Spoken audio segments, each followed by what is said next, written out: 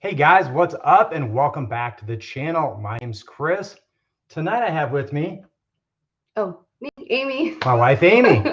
And you know what? It's one of those days, weeks, months, whatever you guys want to call it, but we're talking about new tools, new videos, new brands, and stuff that maybe you like or maybe you think is pretty cool. So tonight joining us, we have quite a few people here already. So Wow, things are showing up on time and early. I feel like you guys beat me into the live stream.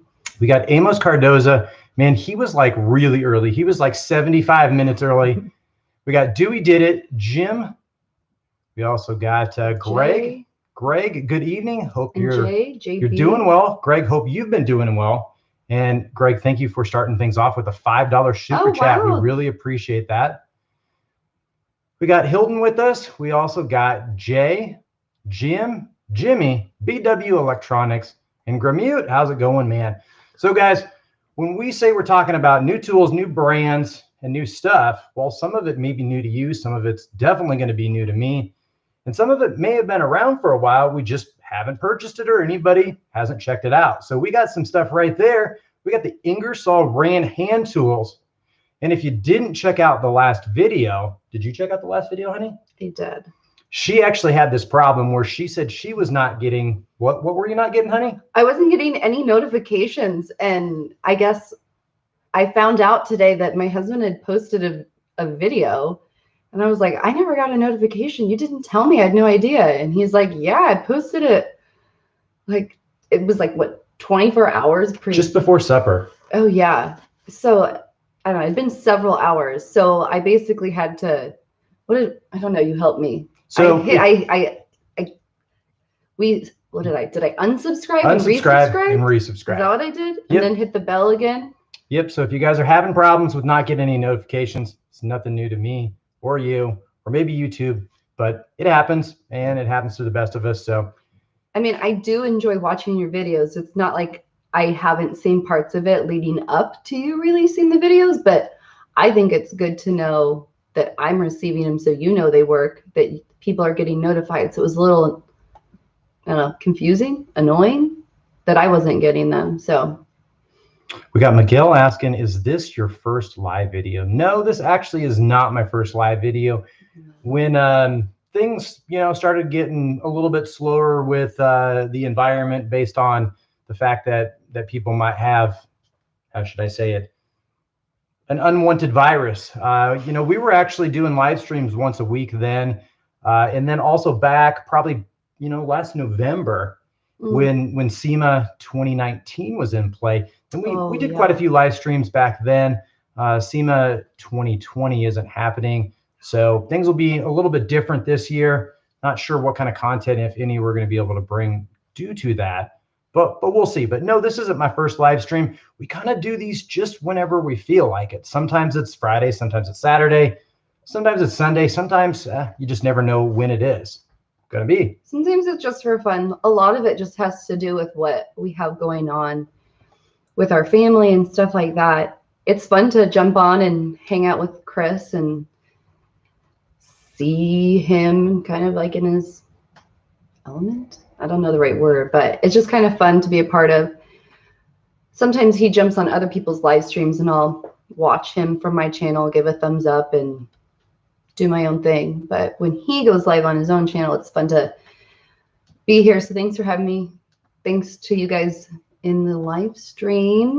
Well, you might notice some of the people in there. So 1970 Chevelle, that's Ken. Oh yeah, Ken. So we met Ken at SEMA 2019. Man, it's been like a year. I wish we could have met up again this year. I am bummed that SEMA wasn't an option this year. It was just a good time. I didn't know a lot of manufacturers. I didn't even know what a lot of the tools were that the manufacturers had, but it was just fun to be there. So speaking of some of the brands that we had there, and Jim, I'm really excited to know what kind of tools you're buying or thinking about buying. That way we can add our own 2 cents. So if you want to throw some of that stuff in the chat, feel free to do that. Dewey Did It's in the house tonight. Oh, I love Dewey. He likes Cobalt. And you know what? I would have to say that, Cobalt XTR and even some of their other products have treated me pretty well. Yeah, really excited that they're going to be having some new power toys, such as like a Razor scooter that's powered by the 24 volt cobalt battery come to life this Christmas holiday season. That's pretty excited. I really want one of their electric scooters. You want? Even though it only has a 120-pound weight limit, I think that really means like oh man, you just have pounds. to work out a little bit, right? Like you can meet that goal. Work out a whole lot. But I think what 120 means is we test stuff on this channel so that we know the absolute maximums. And if by golly that thing only has a 90-day warranty, we're going to find out if that scooter, should we be so lucky to get one? Are we buying one? We are totally going to get one of those. We are? Yeah. I thought you were just showing me it today just to show me that it exists. No, I think if we get one of those, we definitely need a 6 amp hour battery, and I think Dewey would definitely say the same. So do we not already own those? No, we just have 2 and 4. So that's on my radar, is to get that 24-volt Razor scooter powered by the Cobalt 24-volt system. So pretty excited about that. So Jim's looking at a miter saw, a table saw, an impact driver, and whatever else he has money for.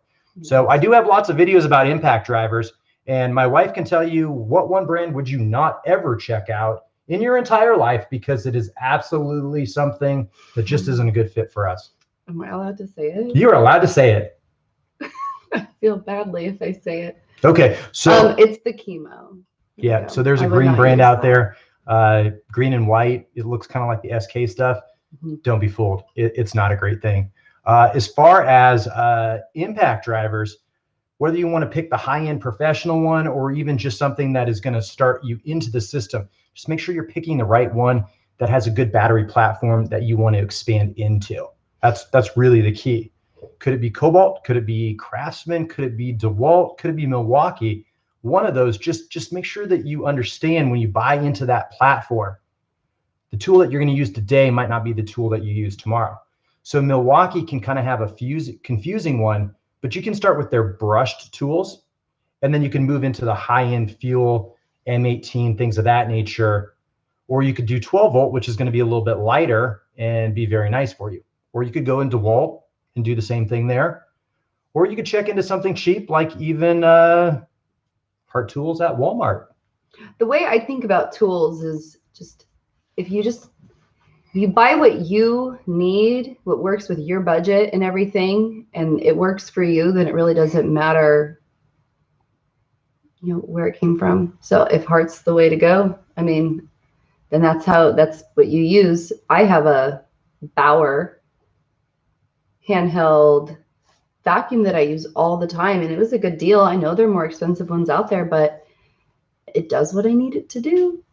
And that's the most important thing. So don't let anybody tell you, because I myself might have one day or still am kind of a tool snob, but the reality is, you just got to make sure it works for you. So I want to give you an example here. So it might be, there's so many tools. It might be an older Craftsman USA made tool, and that might not look pretty. But if that's $2 at a pawn shop and a brand new HART tools is $14, which one would you pick up? If you're this channel, you're going to pick up both of them, because you're going to do a video where you stress test them to see which one is the best. Was that what we're doing? Oh, you are doing? We will be doing that. And so you really have to look at, maybe you like one of the Milwaukee ones, and I'll just have to admit, I'm not always a Milwaukee fan, but the amount of threads on that screw really hold in place, and it has less play. Is this a thread? Yeah, that's the little screw that adjusts. Oh, I see. So that one only has like 4. So that only has 4/3, depending on how you look at it. This is like 6. And the HART tool one, that one's got 4. Oh. And so the HART's not too bad. I mean, for a Walmart tool, it's got good capacity, and it's got laser etching on there, but so does the Milwaukee on which one works. But these are both 10 inches. So the Milwaukee one, well, this is the Craftsman one, you can see is definitely shorter than the HART tools. And then the Milwaukee one here, this is actually an 8-inch wide jaw, which is ever so slightly smaller than the 10-inch HART, but the 10-inch one is a little bit wider. So you could fit an 8-inch in place of a 10-inch for the most part, if this still provides enough leverage for you. I gotta just show this off. Did you really buy this at a pawn store? I did. That was a pawn shop buy for $2. I mean, it probably works. I mean, it definitely has some wear, but I don't know. Is that normal for it to look like that? Like if somebody in the chat like had this, is there a chance that theirs would look like this over the years? Oh yeah. Or did this person misuse this? No, it gets set in the bottom of a toolbox, gets left outside, accidentally gets rained on. Maybe you're working irrigation. Maybe you're doing plumbing and you open up a pipe and you get some water spilled on it, Well, and you don't wipe it off super quickly. It's going to happen. So that's really just a good example of, I mean, which one's the best tool for you? I mean, for $2, you really can't pass this up, and we're going to test it out compared to some of the other ones and see how they work. Yeah, but if it's like the middle of the night and, well, Walmart was open, I mean, you could go get this and it's not that expensive. Definitely very true. So we're going to go back here. So Hilton says the scooter should have a 1.5 or 2 safety factor. So 300 pounds maybe. Yep. I'm hoping that that's why 200 should be good. I've been looking for a decent set of tools to keep in my Jeep. I'm looking for it to be in case I'm going to break down and not break the bank. What would you recommend? Well, I haven't told my wife, but I do want to do a video at some point in time about what's really kind of the best tool set out there, which is going to require me to spend some more money on some tools. Shocking. So you need to spend money on tools? If you look at, okay, so we did get our new icon drawers in. We haven't been able to replace that. So we'll get those out of the way so these don't get too damaged. So excuse me for 1 second. You? Yep. Okay. Those things are heavy. So back at it for tool kits. What I'd like to say is there's some really great combos out there. So we got Jeff in the house, and he does a lot of live streams from a lot of your local big box stores and whatever really suits his fancy. He goes to Home Depot, he does great live streams there, but he covers some of those items when they're on sale and when there's a deal. And this time of the year is where they're really kicking into that seasonal holiday. Oh, yeah. What kind of deals are going to be available for you? So it's not uncommon that you're going to find tool kits that are 200 pieces or more for as low as $100. So is this the time to buy them? So like, is this the best time of year? So I feel, and somebody can disagree with me, but this time of the year is some of the best times to get deals on your larger tool sets and some of your one-off specialty tools that don't come as part of a normal kit. So if I was looking at tools, I would still go with some of a reputable brand. I would look for ease of warranty, but I wouldn't buy it necessarily based on warranty alone. I would buy it based on my checkbook or what my wallet's going to be, and then I'm going to build from there. Does it all have to be one brand? No. If you jump in with a Harbor Freight set, is it going to be your lifelong set that you're going to have for every day? No. But Jeff will tell you that if you go buy one of the DeWalt sets at Costco, if you spend $100 on it, well, then you're paying full price, because that normally goes down to $89 or $79, and once in a while we go down to $69. And that DeWalt one is a pretty decent deal. Now the Ingersoll Rand is a newer brand, so you might pay a premium for the brand name and the fact that it hasn't been out very long and isn't available. But if the tool does everything that you need and it's cheaper than a major tool truck brand, are you really in a bad situation? Did you really overpay? So think of it this way. Any big box store that you go to is going to be cheaper than a tool truck brand. So you kind of really have to weigh your pros and cons. Now it's just a matter of how much money you want to save, and do you get what you want? So we can open this tool set up here and it can look super nice and shiny, but super nice and shiny isn't what's going to get the job done. It's going to be, does the ratchet feel right in your hand? Do you want comfort grip? Do you want full chrome? Do you need a flex head? Do you need a locking flex head? I mean, you're not going to get those options in a kit, but you're not necessarily going to need them. All right, keep going on your live. People are asking questions, but I don't know which one. All right, we'll go here. Keep going. I've been looking at the PowerCore 20-volt brushless. So PowerCore, is that going to be your Bosch stuff, I believe? I own some of the Bosch stuff. If you can get it for a decent price, definitely going to be okay to pick up. I took that in mind. 12-volt Milwaukee, perfect for my needs. I'll tell you, I like the 12-volt platform because it's lighter. Now, is that what we have? Well, we have a 12-volt platform, and we do have an 18, and we do have a 24. So the Cobalt's a 24. It's got an extra battery in it to get it up to that 24 volts. So the actual battery pack like that is going to be one cell heavier than anything that's going to be the 18 volts.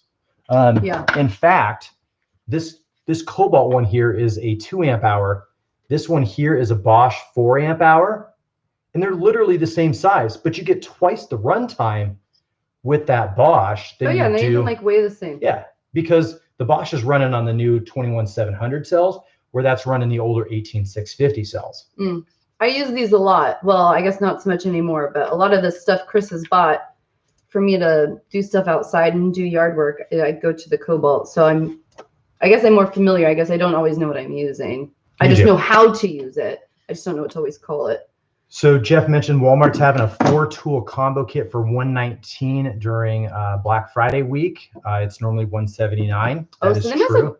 They must have released Black Friday stuff.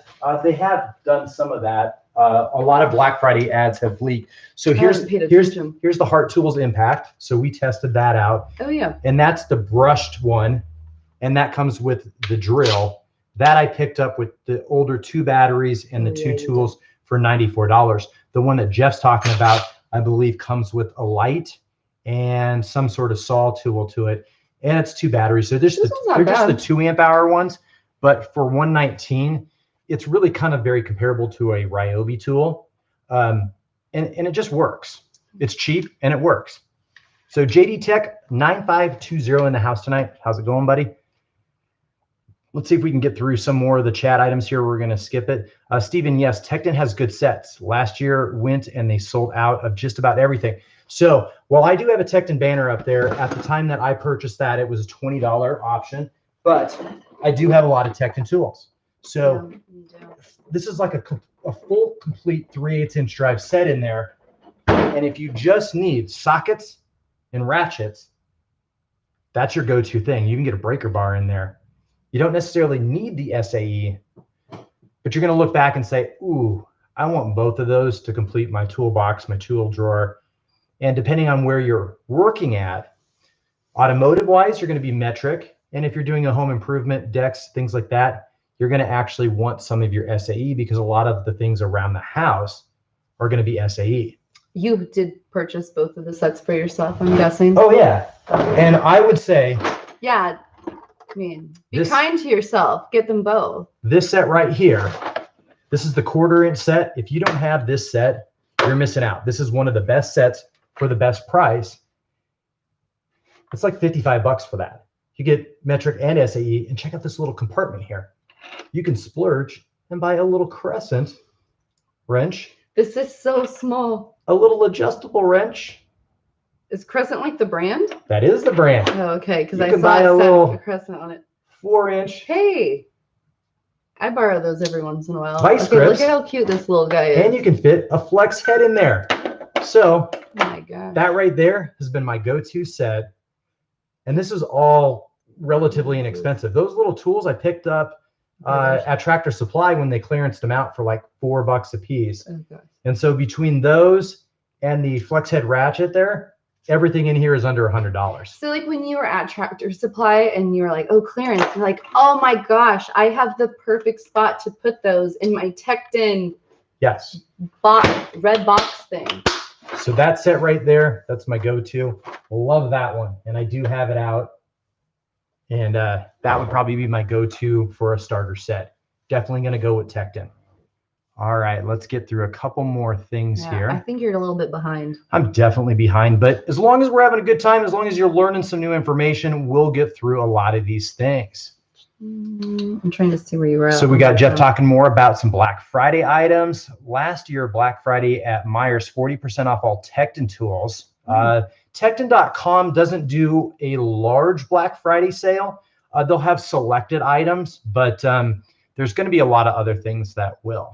So Tecton, I think, is pretty decent, great for your money. Whether you're a DIYer or even a new beginner tech in any field, or even if you just need a second set at home because you're a master technician and you just don't want to pay the price for a tool truck brand, I think you really can't go wrong with it. Okay, we must have missed something. There's like Ghost talk about our garage. I don't know. Did you guys see something? Did you hear Ghost something? happened as Chris was explaining. I don't know. Somebody said that the garage was haunted. Nah, it's not haunted. Somebody asked how the Hercules Grinder was. Well, Oh, we that got it thing. right back there. Oh, they're probably talking about when the toolbox fell over. Oh, duh. That makes sense. Yeah, so the Hercules Grinder. That makes sense. Believe it or not, I feel, and I have two of them. I have two of the Bosch grinders. Oh, yeah, you do have the And Bosch. I feel that the Hercules one is more powerful when I'm cutting through things. And if you didn't catch it in the last video that we did, so we had the half-inch square keystock bar stock, and we twisted that right off. That's 1018 zinc plated bar stock, and that twists off at around 250 pounds. And we cut right through that with this setup right here, not a problem. And it was faster than when I used the Bosch grinder. So we don't get to show everything on the channel, but you know what? I'm really excited for the rest of the tools to come in the lineup. If you'd be interested in me actually doing like a teardown on this, I know there's quite a few other channels that teardown. Yeah, take it apart, see what's inside it. Well, that makes sense. So interestingly enough, it does have the ports. I was noticing that little filter, but there's a big heat sink in there, and I can't really tell. I know there's supposed to be airflow that comes from the head out, but I'd be interested to see like what's how inside. important those really are. But I don't know. You'd have to let me know in the chat. Put a comment on the live stream if you'd want me to tear into that. It's not something that I typically do, but if I do it, I just don't do a video about it because. How much did that cost? Oh, okay. I'm thinking that Auto Garage is asking about this. So the grinder, $99 for the bare tool. The battery, they have the 2.5 amp hour and the 5 amp hour. The 5 amp hour is $64.99. And then the charger, I believe, is right around $30. I can tell you after the $25 bundle, when you buy all three of them, was about $169 before tax. So the funny thing is when like you ask somebody how much they paid for a tool, they can't tell you how much they paid for that tool, then they have too much money or they just got it for free. Because at the end of the day, I mean, if I'm buying a tool, I can tell you I at least looked at what a comparable item is and if I overspent or underspent. Now, it is a touchy and slippery slope. Because I am a YouTube channel, you have to remember that some of the tools don't always make sense that I purchase when they're brand new because they are more expensive. But that's because at the end of the day, I do get a chance to make a video on it. And, you know, who else is going to do that and front that cost? And then Chris buys almost all his, actually you buy almost all your tools. Some of them you've had from before, but I'm guessing you bought them then too. So I mean, it's still cheaper than some of the other things that you wouldn't get on sale. But I showed in the video after I went to Harbor Freight some of the other bundles that were a better deal. But sometimes it's just about getting in the platform. Okay, so I have my phone up here to keep things live because Chris is behind. So Joe Horse. Joe, so that's a great question. Why is your channel called Client Graphics, but you talk about tools? I don't know. Why is the sky blue? And we call it a blue sky. Why? Why? I don't know, because that's what it is. So Client Graphics was at one time I thought I was gonna buy in. I thought I was gonna quit my day job and buy into a vinyl company that does decals, wraps, signage, things of that nature. Back in 2012, and everything looked great. Saw the books and said, no, this is not a great deal. And so I didn't buy into that. And that was before I met my wife. And oh yeah. So if you actually go and look, if you look at the About Me part of Chris's YouTube channel, it'll say that he created it in like 2012, 13, something like that. And I don't think he really posted videos until about. Nope. So, I mean, it was just something at the time, you know, I was really ready to dive into being my own boss, running my own business. And you know what? When you see the financials, that's when you know if a business is really going to be working and successful. And this one, unfortunately, was run too much by the gentleman that was selling it. And there wasn't anything to offer to the business other than himself. It really was him, but he wasn't sold with the business, and it really wasn't going to work. Well, and it's funny that Joe, sorry, I don't know how to pronounce your last name, but thank you for the super chat. Chris and I talk every once in a while about, like, what would his name be? Like, what would we change it to? Like, what would be something where you read the title of this person's YouTube channel and then you go, oh yeah, that's what Chris does. Like, if you've watched his video, and I don't know. But I mean, we haven't thought of the best idea yet, but we think about it and think of an idea of, I guess it would be called rebranding, but but why? We're not there yet because so many people already know Chris's Client Graphics. So it's like, do you change the name to make it sound like what Chris does? Or, I mean, you know, why, you know, Jeff, he has what I assume is his first name and his last name, and he has over 100,000 subscribers. Do you go to Jeff's channel looking for live streams and home improvement tips because Jeff's name tells you that? No, you don't. Yeah. You go there because you stumble upon something and you like it. Now, would it be great that I would call my channel Chris Break It, or oh, there you go, Chris is a tool? I mean, I don't know what would be better. Okay, here's some. Okay. Jimmy says stress tool. Ed says call the channel Chris and his tools. BSS just joined. Hey. And then Joe says, I was just curious, but a rose is a rose by any other name. Yeah. And then BW Electric says it's probably too late to change the name. Chris Wreck It Chris. Yeah. I mean, you know, Chris. Yeah, Chris is a tool. Hey, yeah. And it's not that I'd be copying, but like, you know, there's a really large channel out there called Chris Fix that I'm sure not everybody's heard of. But if you just change it to Chris Break or Chris Break It, Chris Fix It and Chris Break It. So I think Chris Break It would be pretty good. But see, even that narrows you down in a sense that I don't break everything that I buy. That's true. So not yet. You could. I guess I could. But then you'd have broken things. Yeah. So yeah, that's, you know, it's fun to talk about that idea on live and have you guys hear thoughts and everything like that, because it is something we've talked and thought about for a while. But I think it just comes back to the, like, oh, it's a lot of work, but everybody knows you as how they know you. So yeah, and I think unless something like really awesome comes your way, I don't anticipate you changing it.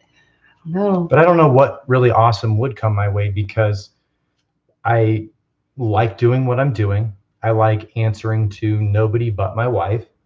I like buying my own tools. I like you guys watching the channel. Even if you don't watch everything and you just play the video through, it's the ad revenue from the interactions and just playing that video through that helps fund the channel so that we can buy everything. Because yeah, so if you've ever watched a 1 minute ad and you could have skipped, thank you. If you've ever watched a 74-minute or 85-minute ad, thank you, honey. So I have to say this though about this. One day, Chris like had a new video. So I was like, I'm gonna watch it. And I think it was like cleaning, folding laundry. I was doing something. I was like, I'll just play it in the background. I'll give it a thumbs up. And like a 15-minute ad comes on. And I'm like, fine, I'll just let it play. And I think I like went and vacuumed. I was like, I'll just let it play and we'll get some ad revenue. And I come back and I'm hit with like another ad. And it was like 45 minutes, like an hour. It was like super, super long. And I was like, oh man, like, well, I'm cleaning anyway. I'll just like clean the house. I'm just going to leave my phone. I'm just going to let this ad go. And so then the next day I watched a video again, or I went to go watch another one of Chris's videos, and I kid you not, a 75-minute ad went on. And I was like, oh my gosh, like, why am I getting all these ads? And I told Chris about it. He's like, well, yeah, you got it because you watched it last time, so they think you're going to watch the ad again. It was like about some guy, like a veterinarian. Like, it was like something completely random, like not even closely related to my interest. But I'll tell you what, I let that 75-minute video play and I just let it go and I just did stuff. See, there was two ads there. It was a 30-second one and then a 45-second one. Well, and it was funny because I told you about it and you were like, why are they playing ads that long? I don't, because you're like, I didn't even set up stuff like that for the video. Then you had to like go look and see. So like a lot of times YouTube puts the ads on and Chris has like no idea. So I probably, and so Chris was like, yeah, you probably just gave YouTube a bunch of ad money. I bet it didn't even go to me. So. But we'll continue to kind of go down the path here. So we talked about some new tools and some new brands. So we'll show you, I've talked about some of the Carlisle stuff before here. So this is, and unfortunately, Carlisle had a huge deal where you could get the 3/8 inch drive, quick release flex head locking ratchet for about $25 shipped to your house. Now, I know a lot of people missed out on this deal, but what you didn't know, and it wasn't until I looked back and referenced it, look at this other brand right here next to it. They're literally identical in the head shape and in the detent mechanism, other than one is locking and one is not. They really do look exactly the same. I think you showed me these the other day. And the full chrome polish one, if you show that, show the full chrome polish one, show them the brand name on that one. How do I do that? Oh, right there. Sorry. So that's a power built one. So believe it or not, that power built one, the handle's a slightly different contour than what you might normally be familiar with. But that ratchet is on Amazon for anywhere from $21 to $30. I feel like, and it literally is the same thing as that Carlisle one. I'm trying to hold them up. Minus the locking mechanism. So is this one probably longer because it has that grip around it? Typically the ends on them maybe have, a 1/4 inch that isn't, that one's the locking one. So you have to press the button in. So they not only have it available in the 3/8, they do have it in the 1/4 inch. And unfortunately, I don't have the 1/4 inch readily available to grab. Oh, that's a vice grip. But they do make that one in a nice long 9-inch flex head quick release in the Power Built brand. And it's around $20. All right. We clearly are going to not talk about some of the things that Chris missed in the chat. You have a bunch of people that just joined. So you might want to just like. Sure. We got Shaka Gillis in the house with a $2 Ryobi.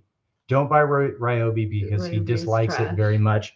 Thank you for the super chat. But I can tell you, we did buy some stuff just for Shaka. Also, some of your friends joined. Oh yeah. Some more people. So, CP the Tool Addict. Just for Shaka, we got the Ryobi Compact HP, and we'll be showing down those two head to head. And they may or may not be the best, but at the end of the day, we will put them up against the Cobalt XTR, and we'll see which one truly is the better of the tools. These are the ones that have the weird battery thing, right? Yeah, they got the battery neck that they haven't changed in the last 16 to 20 years, and they won't change it because if they did, people like Shaka would absolutely just up and lose their mind. They would say more vulgar things than Ryobi is. He is apparently a Cobalt fan, is what he just said. Oh, did he say that? So I wonder, does he know so he's Dewey liking did the it? XTR. Yeah, that's a choice right there. Well, you should be friends with Dewey because he also loves Cobalt, and we own a bunch of Cobalt now, which I actually like. So it's okay if you buy that. All right, so let's get through this. We got Jehu in the house. We got Ed, the old tech guy, joining us. Really appreciate you joining us, Ed. Got CP, the tool addict. So CP is a great individual that really loves tools. If there's somebody out there that I would have to say that has more of an addiction to specific areas of tools, maybe ratchets, maybe sockets, maybe toolboxes, it would probably definitely be CP, the tool addict. We got James Wilder. Hey guys and girls, I've got a 10-inch to 12-inch Tecton out there. I'd throw it to the test. Think who would win?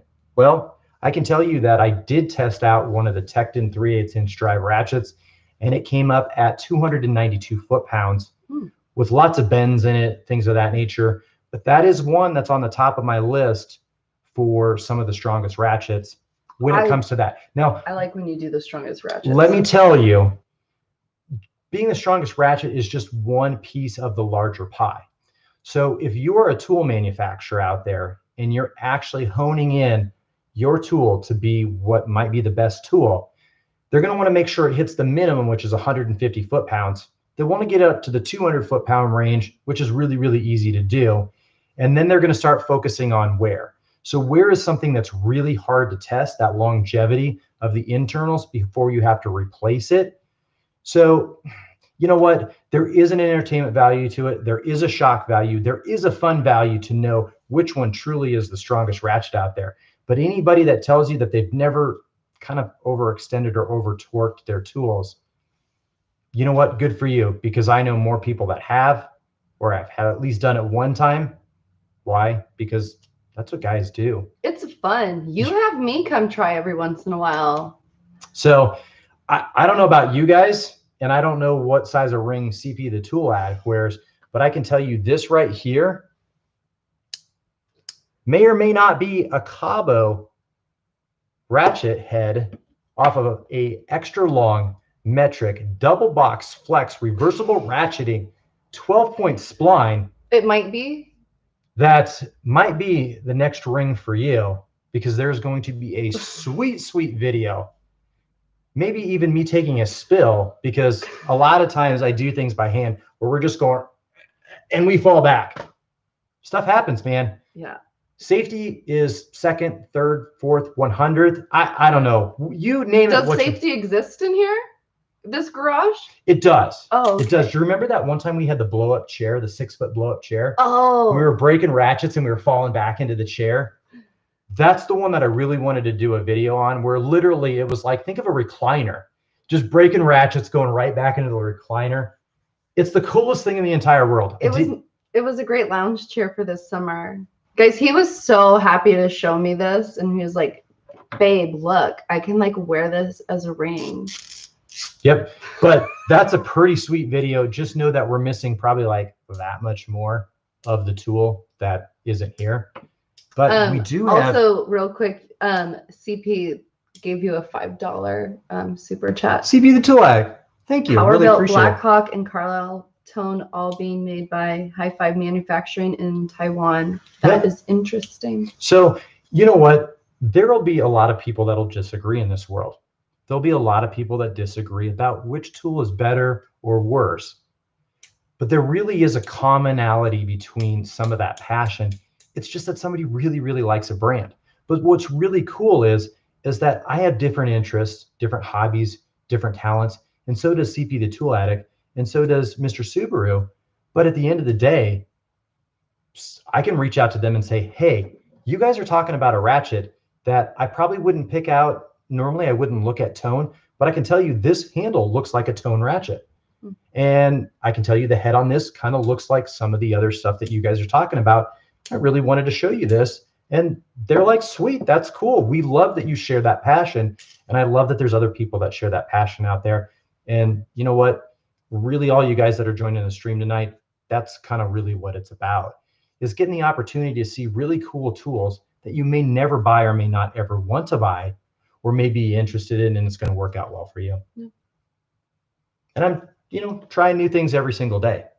So, Cobalt all day for Shaka Gillis. Ed just gave you a $2 super chat. He said, a lot of people here have channels. Any advice? To have fun. I will tell you that you are going to be your own worst critic. You're going to worry about sound. You're going to worry about lighting. You're going to worry about, is this video going to do well? And at the end of the day, when you stop caring about all those things and just have fun, that's when things are really going to shine. When you just really enjoy it. And then when you don't like it, or it feels like work, you got to take a little bit of a step back. Yeah. So it's like this last video that I did, the Mac RBRTs, they're really expensive. They're really decent technology. It's a licensed technology. I feel really bad for some of, the people when that deal rolls off. There's other brands that are going to pick that up. But one thing that they're not going to pick up is what Ingersoll Rand has, which is really a licensed deal for them. So they go through Powerbuilt/All-Trade, who has the patent on that I'm aware of.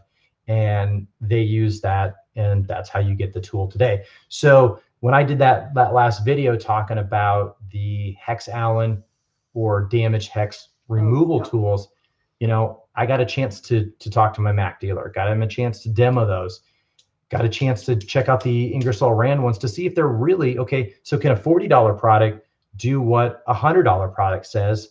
And is it going to work better than just smashing in a Torx bit or a triple square? Well, I don't know, but I can tell you that the Mac RBRT is one of the only technologies that really has the removal and the insertion to it. Although I would question the amount of times that you should really insert a damaged fastener back into the application that you're using it. There is going to be that one-off scenario where it's like the customer absolutely wants something. But if it was me, I would set the expectations. Dude, I'm not putting this back together with that foobar fastener, because what if I can't get it out next time? Because the reality is what works today might not work in an application tomorrow. And then you're going to get something that's going to come up that's going to totally boggle your mind. And that's where a real community of people that would be able to start investigating things. So the luxury of having Instagram hooked up to YouTube, or at least the ability to cross over, is really wonderful. So if there's something that I ever wanted to engage another creator about, we're going to shift over to that Instagram platform where we can really communicate back and forth, and allows us to get that information to not only collaborate and glean some information, but really to share our ideas and thoughts and our true words about it. Yeah, and there's a lot of good people on Instagram. They do a really good job with their platform. I adjusted your chat that you can see, and some people were asking good questions.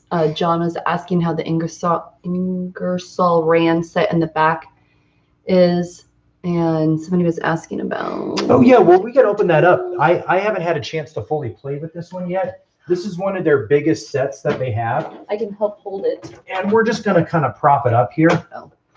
Do you want me to like move the thing? Like zoom in?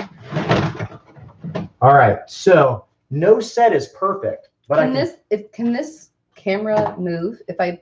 Yeah, we're just going to leave that because I might not be able to get it back to where it's at. Oh, but one thing that this set comes with, and I can't necessarily tell you how many of them come with that, but this is the first set, and maybe it's been a while since I've bought tools in a full complete set. I was going to say, it's been a while since you bought tools? Or at least higher end tools.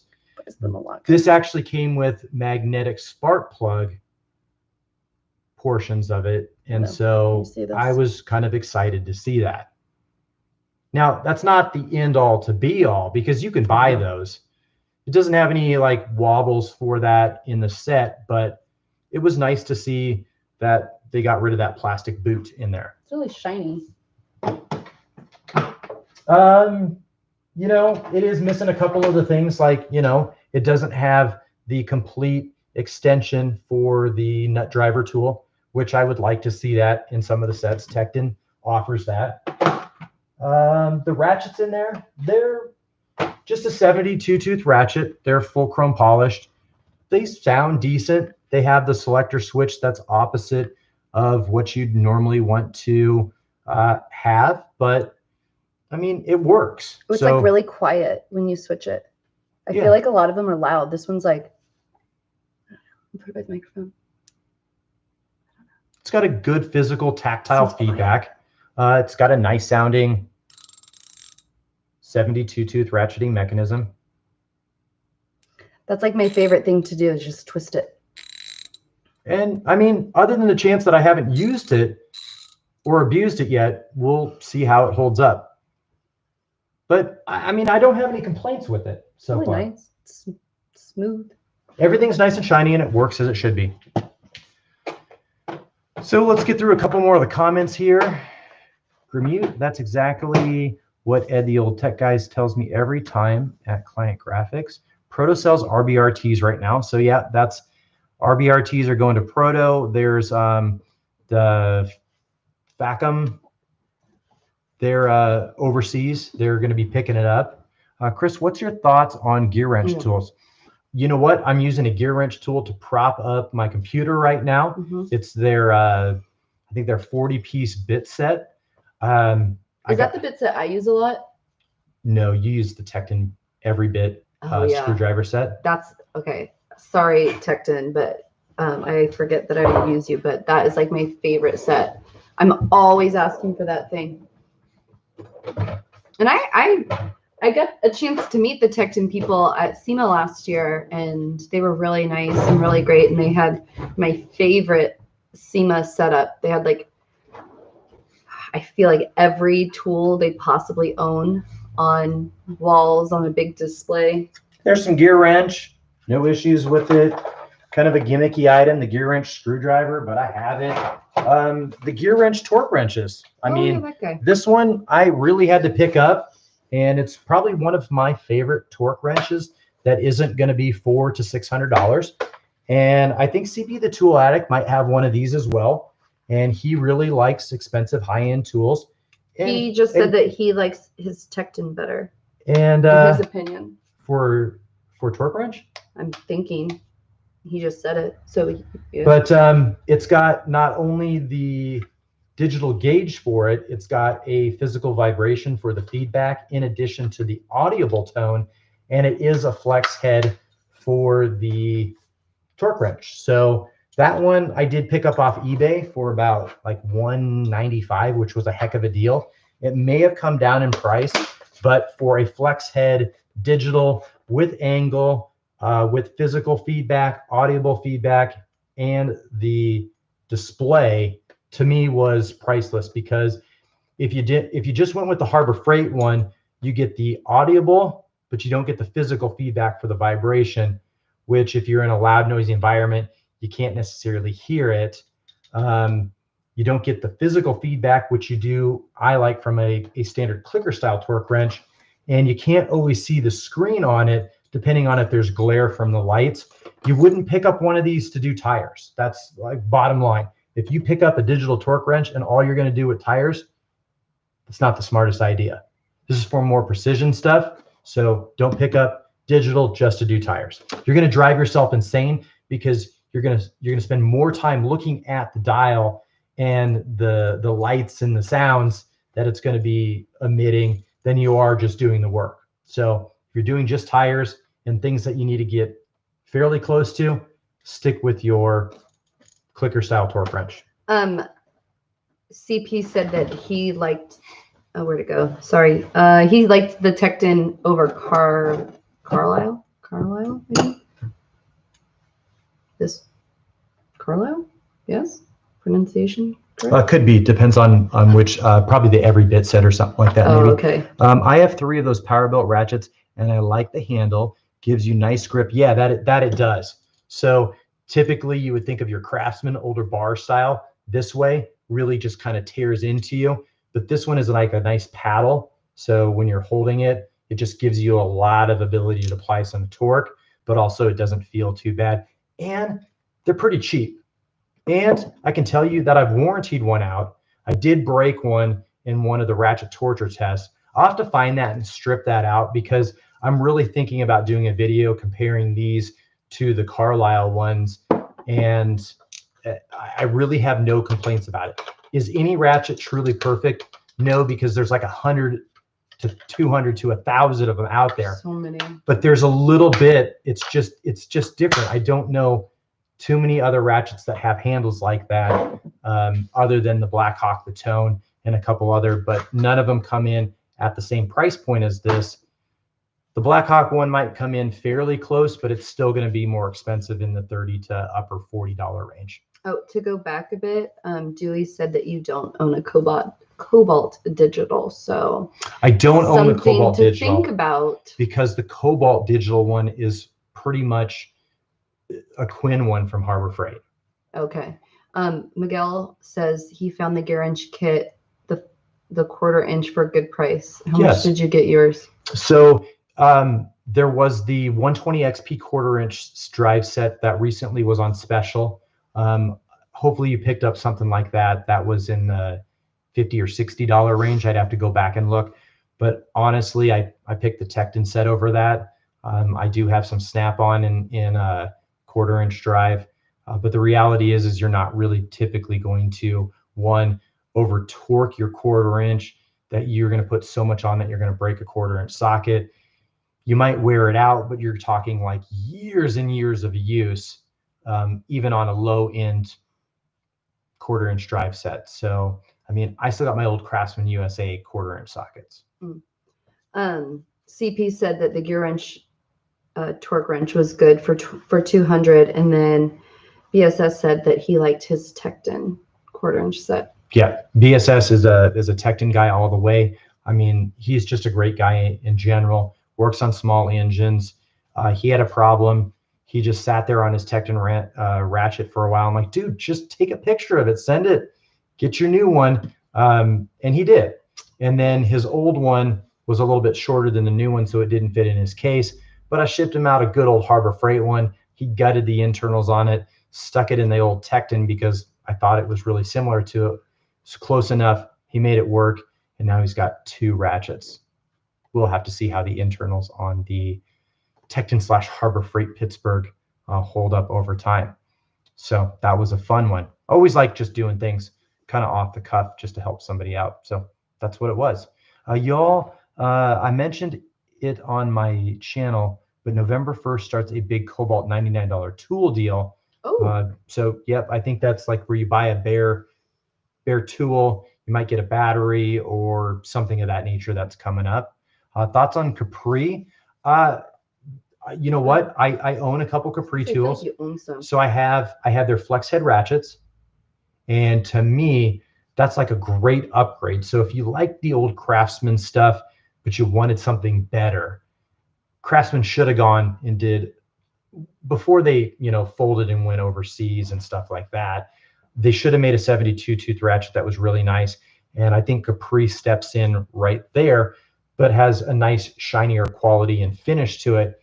And then I do have their extra long double box and non-ratcheting wrenches in the metric. They have a nice roll-up case to it. I can't even picture what that tool might even look like. And they're like a good rebrand to what is normally $200 or $300 for a tool truck. They make a good bit set from what I hear. And I think they have some interesting products when it comes to some of their impact drives, and you get some nice holders with them. I think they're the Weston aluminum ones, and so it really comes out to be a good deal. I'm sorry, I cannot help you with that. Hey, real quick, Jeff is signing off. It looks like he has a big day tomorrow. He's announcing his free tool giveaway live at 8 p.m. So you might want to subscribe to Jeff. You could win some tools. Take care, Jeff. Really appreciate you tuning in. Do you think that Craftsman, when they open the Texas plant, will make anything comparable to Tecton? Well, that we'll have to wait and see. It's going to be interesting because, to me, they're going to share that plant. I don't think it's going to be fully dedicated to Craftsman in my mind. I think they have to share the space. I think it'll be one of those things where if they're going to revive or bring back some of the other brands, they'll be spitting out different names on the same tool, for whether it be Stanley, whether it be Craftsman or something else. I think they're going to have to do that. Oh, like they'll build this and they'll build the tools, and like half of them will go and get a Craftsman logo, and then the other half. That's the only way they can make it profitable. So that makes sense. Because you talk all the time about how you think that they're made by the same manufacturer. Yeah.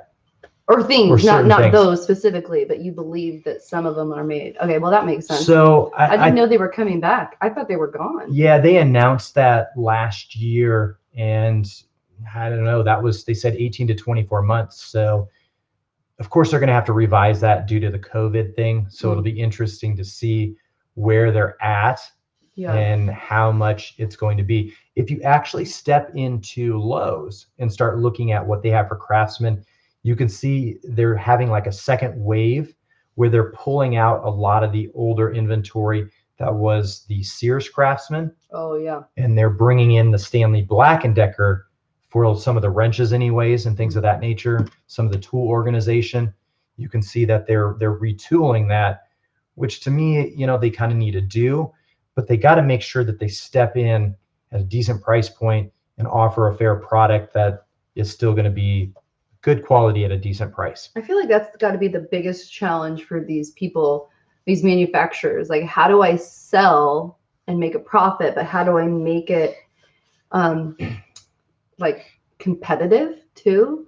And I'm guessing they probably have to like go out and get all the other competitors' tools and see where they fall. I don't know. I would not want that job. Yeah, also Tool does that when they do a lot of comparisons. They'll go out and they'll buy 50 different brands and they'll compare them all. But there was a really good question in your question. Understand 3/8 inch drive ratchet and drives are daily and 1/2 inch when you need more torque. Where's the 1/4 inch ratchet needed? Well, I think it's all across the board. It's going to help for access, and it's going to help for interior work, and it's going to be really great for whatever you're going to feel is maybe 11, 12 millimeter and below. 13 is kind of, they do make a 14 and a 15 in certain brands in 1/4 inch.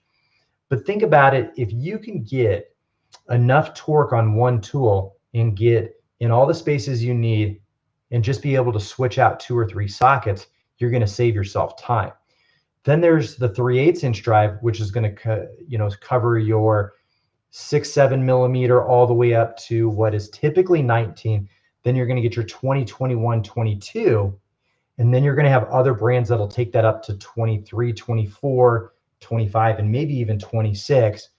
But I can tell you, if you're trying to take off a pretty tight fastener, that's a 23 or a 24 millimeter with a 3/8 inch drive, man, I've even had really tough times with 19 and 21 millimeter on a 3/8 inch drive. Well, you could make it work. That's 16, 17, 18 range, really switch into my 1/2 inch drive. Jay Who says that he commented furniture, and then I think CP made a comment that he uses it for, sorry, CP, I lost your comment. He uses it all day long. It's a major part of automotive repair. Yeah, it really just depends. Also in the aviation industry, they're going to use a lot of 1/4 inch. Oh, Miguel just said hard to get places. An interior dash is a good place for the. And also aviation is going to use a lot of 12 point compared to automotive. You might be using just 6 point. I feel like you taught me about that, but now I don't remember what that is. Yeah. Isn't that like the shape on the inside? Yeah, it's going to be the, instead of something like this, which only has 1, 2, 3, 4, 5, 6 for 6 points. 12 points going to be something more like that makes sense. Which has the 12 edges. If you are new to Chris's channel or you haven't been to the live stream, yes, I am his wife. And no, I do not know a lot of things about tools. So I ask a lot of questions because sometimes I just want to know what you're talking about. Sometimes I forget what you tell me, but there's a lot to know about tools. So all you guys that know all these things, like, that's amazing. It's like speaking another language, and I'm trying. Yep. So, I mean, and again, it really just depends. Once you do a job once or twice, you're going to understand which is going to be the best set for you. If you know that you're just going to come in and attack maybe just AC, you don't need necessarily a 3/8 unless you're going to now do your compressor. Yeah. That might be, a 13 or something else that is really on that cusp, which you may or may not be able to get off with a 1/4 inch. So you might have to jump up to 3/8. Yes, and Alex is saying heating and air. Joe says high-tech computer uses a lot. Seems like, yeah, like small stuff. But I mean, you kind of need a little bit of both. 1/2 inch drive is one of those that kind of goes, it's nice to have a full set, but you do not need a full set. I mean, there's just some sizes that you're not necessarily always going to use. But I do like having my 3/8 inch set go up to 21 and 22. I honestly don't use too much 20, 21, 22 and 3/8, but they make them. So a lot of your store brand is only going to go up to 19. When you do a lot of your like strongest ratchets and stuff like that, do you typically break the 1/4 inch? No, I typically do 3/8 because quarter is too weak. I imagine those would break at a lower foot pound. Yeah, so the 1/4 inch this is obviously really small. is definitely going to snap. Well, this one's pretty. Anywhere on the lower end, 60 foot-pounds, high inside, 75 to 85 foot-pounds. Typically though, it's going to be 75-ish. I'm going to show this one off. Sorry, I bumped the mic. I really like Mac's logo.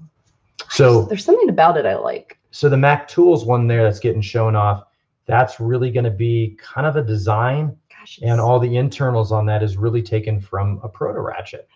So it's nice. A good old 90 tooth ratcheting mechanism with the locking flex head on there that some people may like, some people may not. I mean, the Carlisle one isn't too bad, but if you hit that button because it sticks out in the wrong place, oh, then you're kind of screwed because it's going to move. Yep, where that one is pretty flush. Really, that makes sense. And it's really great. I just got to show that since we're talking about it. But then if you need to be able to have a little movement because you don't know which angle you're going to need it, then you're going to want neither one of those, and you're going to want one that either has detents or is a free moving swivel head or flex head. Fun to just like. I need a long handle 3/8 ratchet. Well, I'm gonna tell you, super behind on the chat, and we let it like keep scrolling. I'm gonna tell you to check out many different brands, but you're gonna come back to either a really expensive tool truck brand or you're gonna go with one of the Tecton ones. And since BS you like Tecton, I'd really check that out. But then again, it depends on what you determine is long. So I mean, is the 9-inch good enough? Do you need 11? Do you need 14? Do you need 18? Really, it just depends. I work at Harbor Freight for over 2 years. So if you have any question, I can answer it. Well, I've never worked there, but Team Waggy said that he's worked there. I love my Tecton 3/8 inch long handle ratchet. Some creators do this to get away from work and do not reveal that info. Okay. So guys, apologies, we got super behind on the chat, and I apologize if we did not answer any questions. It looks like somebody wanted to know what you do for a living. I think John asked earlier. We missed your question. I'm sorry. So that's what they're talking about. They want to know we pull a Chris fix on that one where you get to see Chris, but we just leave it the rest as is. So you got to understanding that you're going to get a little mix of tools in use, a little tools in break, a little science, a little engineering, and the rest, I have a bunch of kids, but we keep our personal life for the most part out of it and just talk strictly tools in the sense of that's what my channel is about. My channel, well, it is me as the face of the channel. It's really more about the tools and do they work? Can you have fun with them? Can you get the job done? Can you break it? Can you have a little excitement? And what's new, what's exciting, and what's hot? And we kind of talked about this at the beginning when Chris started getting really interested in just making videos. And this was even before you did a lot of stuff with Instagram. And I said, please don't talk about our family. Like you can say you have one, but I don't really want you to share stuff about our family because you never know. I mean, I don't think Chris is going to have 1 million subscribers one day. Maybe, but what happens? What if down the road people can go back and look up information about us? And you have to draw a line somewhere. And so we drew our line. And so you're welcome to ask the question, but hopefully out of respect to just our personal lives, you understand, it's not a question we feel like everybody should know. And it's one of those things, you hear horror stories, and the last thing I want to do is come to work one day and find out that, hundreds of people called my employer and things of that nature. So there's a clean separation between work and home life. And when I'm at home, we talk about home. Yeah. But what we can do at the home is we talk about tools and we break them and we have fun with them. We go shopping for them. And Chris likes to go shopping. When you said you hadn't bought tools in a while, I was like, yes, you do. You just meant whatever you were talking about at the time. I don't remember the tool, but But yeah, so I don't know.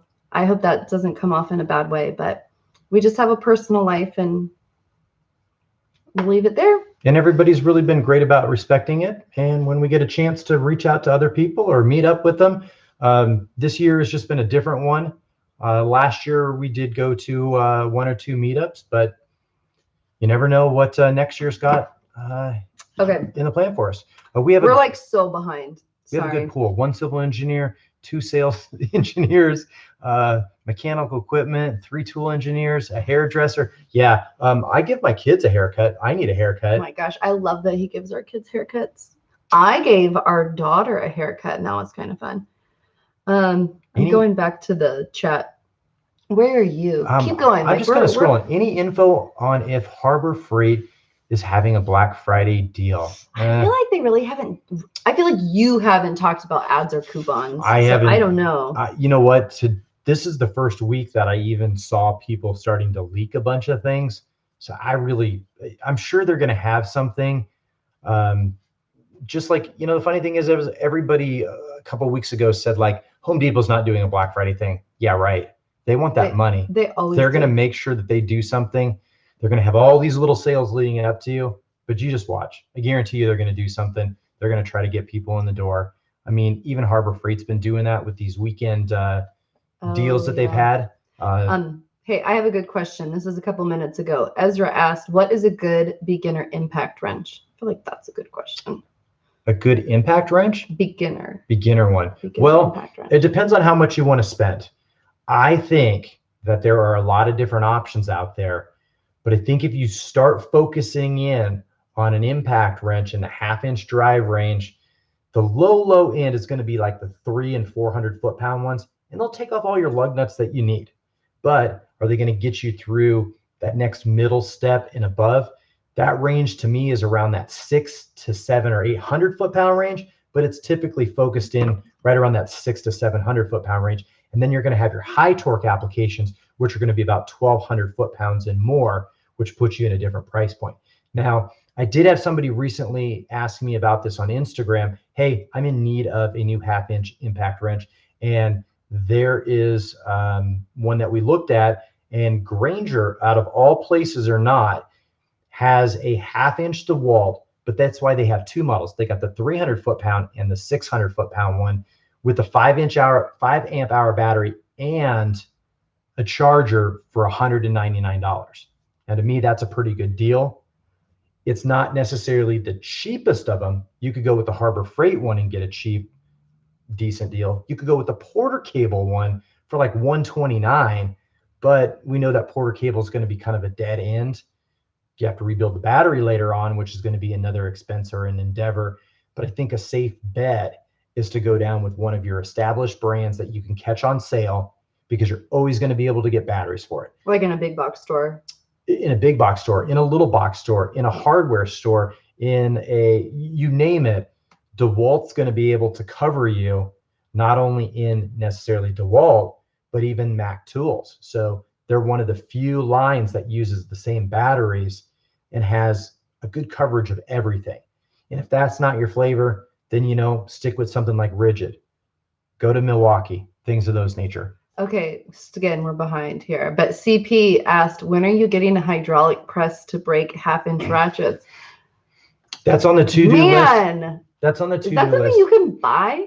Is that, okay, I watch videos of like the hydraulic press and it like pushes things down and squishes it. Is this the same thing? Or am I thinking about it something? No, it's kind of in the same. Is it the same thing? Yeah, where instead of, you're going to have your torque device here, and you're going to have your hydraulic, so you're going to put your ratchet this way. You're going to have your hydraulic pressing down on here, giving you your torque value. Then you're going to go and shoot off. Oh my gosh, I love those videos. I see them on Instagram all the time. Okay, so I didn't think that was something that you would ever use. So it sounds like it is. So CP, man, great idea to give Chris something to buy that he doesn't have. Yeah, so that's something I'm definitely going to be thinking about, because while I can break 1/2-inch, it's one of those toss-up.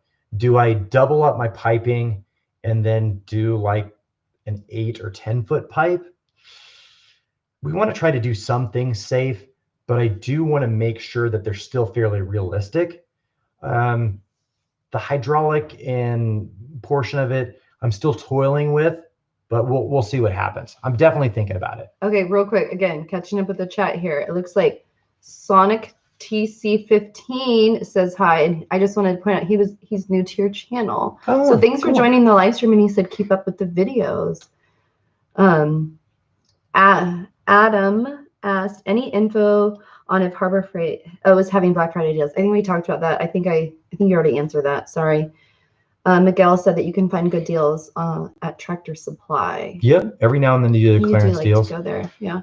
Miguel did mention, if you have a good air supply and you go impact, the air is definitely going to be cheaper. You can pick up an air impact on the low end, but I probably wouldn't be spending less than $100 to get like a fairly decent air impact. $150 to upwards of $300 will get you a really, really nice impact.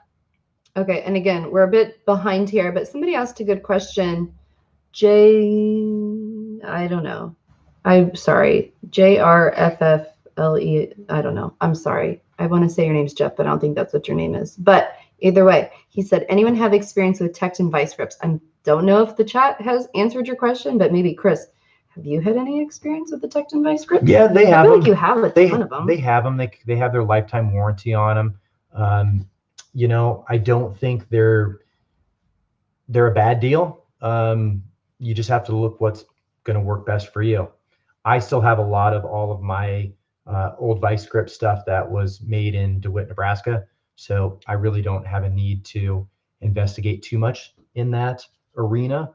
But yeah. So speaking of vice grips, here's a good old one right here. That's the vice grips that are made in DeWitt, Nebraska.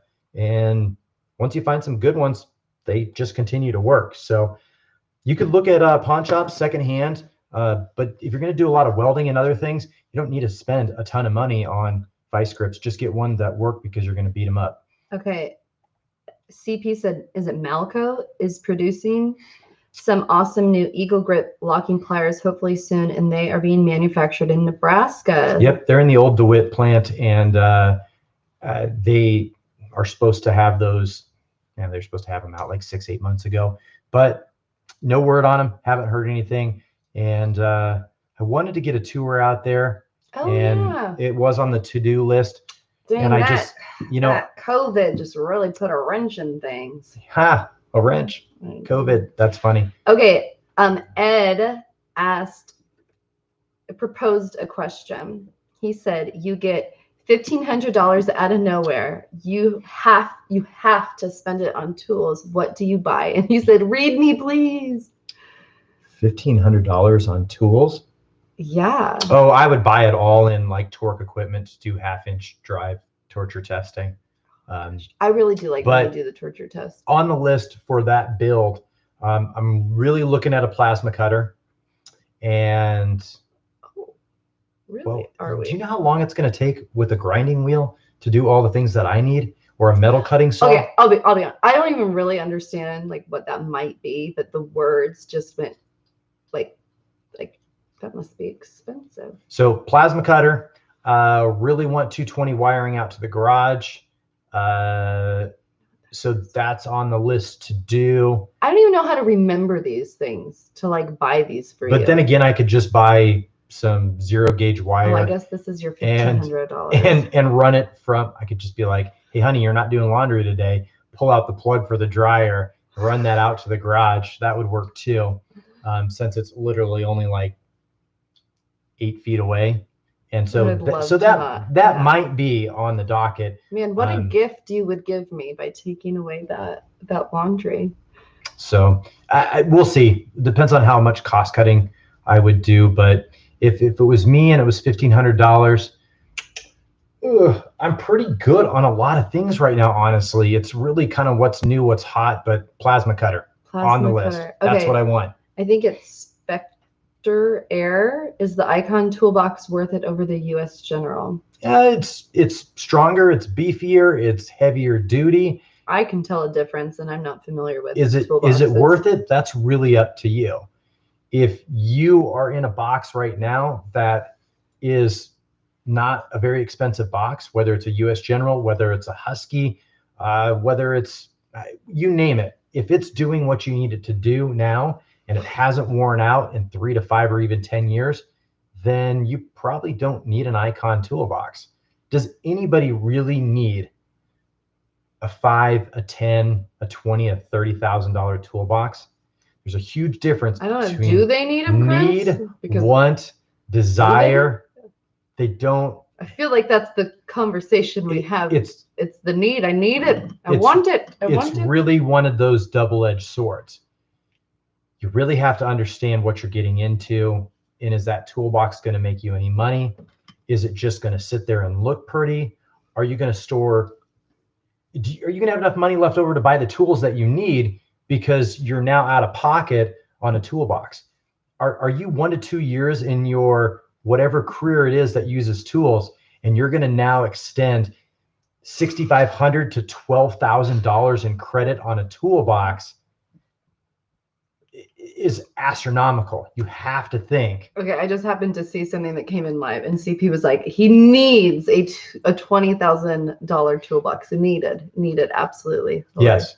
No. Some people are liking the idea of the hydraulic press to go back. Ed says AVE has one of those hydraulic monsters and it looks cool.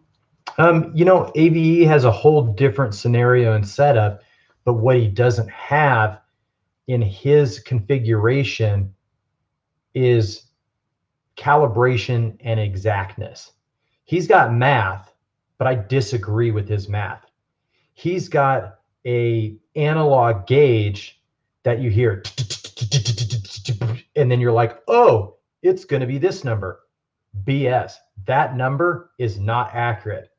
You are trying to take something that I guarantee you no tool manufacturer that does things is going to come to you and say, yeah, your number's high, because your number is high, because your number's not accurate. His number is not within the percentage of margin that, even though I'm doing mine by hand, and yes, when you break something by hand, there's going to be a little variation in angle, but I still get a right number that's calibrated, and based on the angle that I had, I guarantee you it's a right number. Okay, again, we're behind here, guys. John says, what's your most hated tool? Ooh, my most hated tool. And then the next question is, how are Klein power tools? Klein power tools are just rebrand, rebadge. So, man, I was in saying that DeWalt and Mac tools were the only two that use the same battery line. The Klein power tools, they are like a Rigid and a DeWalt that had a baby that uses a DeWalt battery, because they're a Klein tool that got their name stuck on a DeWalt tool. Okay. So, I'm sorry, what was the most hated tool? I asked two. What was the most hated tool? Is kind of a love-hate toss-up one. Either, do you still have your most either hated A, tool? I don't use it, or B, I just don't like it. Don't buy cheap snap ring pliers. You will hate life. You will hate the things that you're working on. Bite the bullet and just buy expensive, decent, well quality snap ring pliers. You're not going to use them a ton, but when you need them to work right. And then the other things would probably be a tap and a die set. When I have to break out the tap and a die set, I don't want a cheap piece of whatever to further complicate what I'm working on. Would I say go buy a tool truck brand? No, I probably wouldn't, because a lot of the tool truck brands rebrand a lot of their tap and die sets. So do your research when you're going to buy a tap and die set. Get a nice quality one, because when you're busting those out to fix some damaged threads, you're already not in a fun situation. If you're billed by the hour or flat rate or whatever you want to say, you need to get the job done. You need it right, and you need it to not further complicate your issues. Okay, String Bean said, hey, he said he's been lurking. Oh, yeah. Okay, and then WYO, I don't know if there's a pronunciation there, but he asked, how are you running out of room for tools? A garage looks packed. Okay, it's packed because I feel like a bajillion things in here for our kids, and we need like a garage that's like 10,000 times bigger than this space.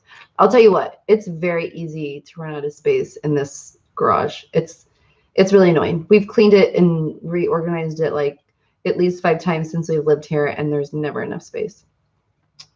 There's just not.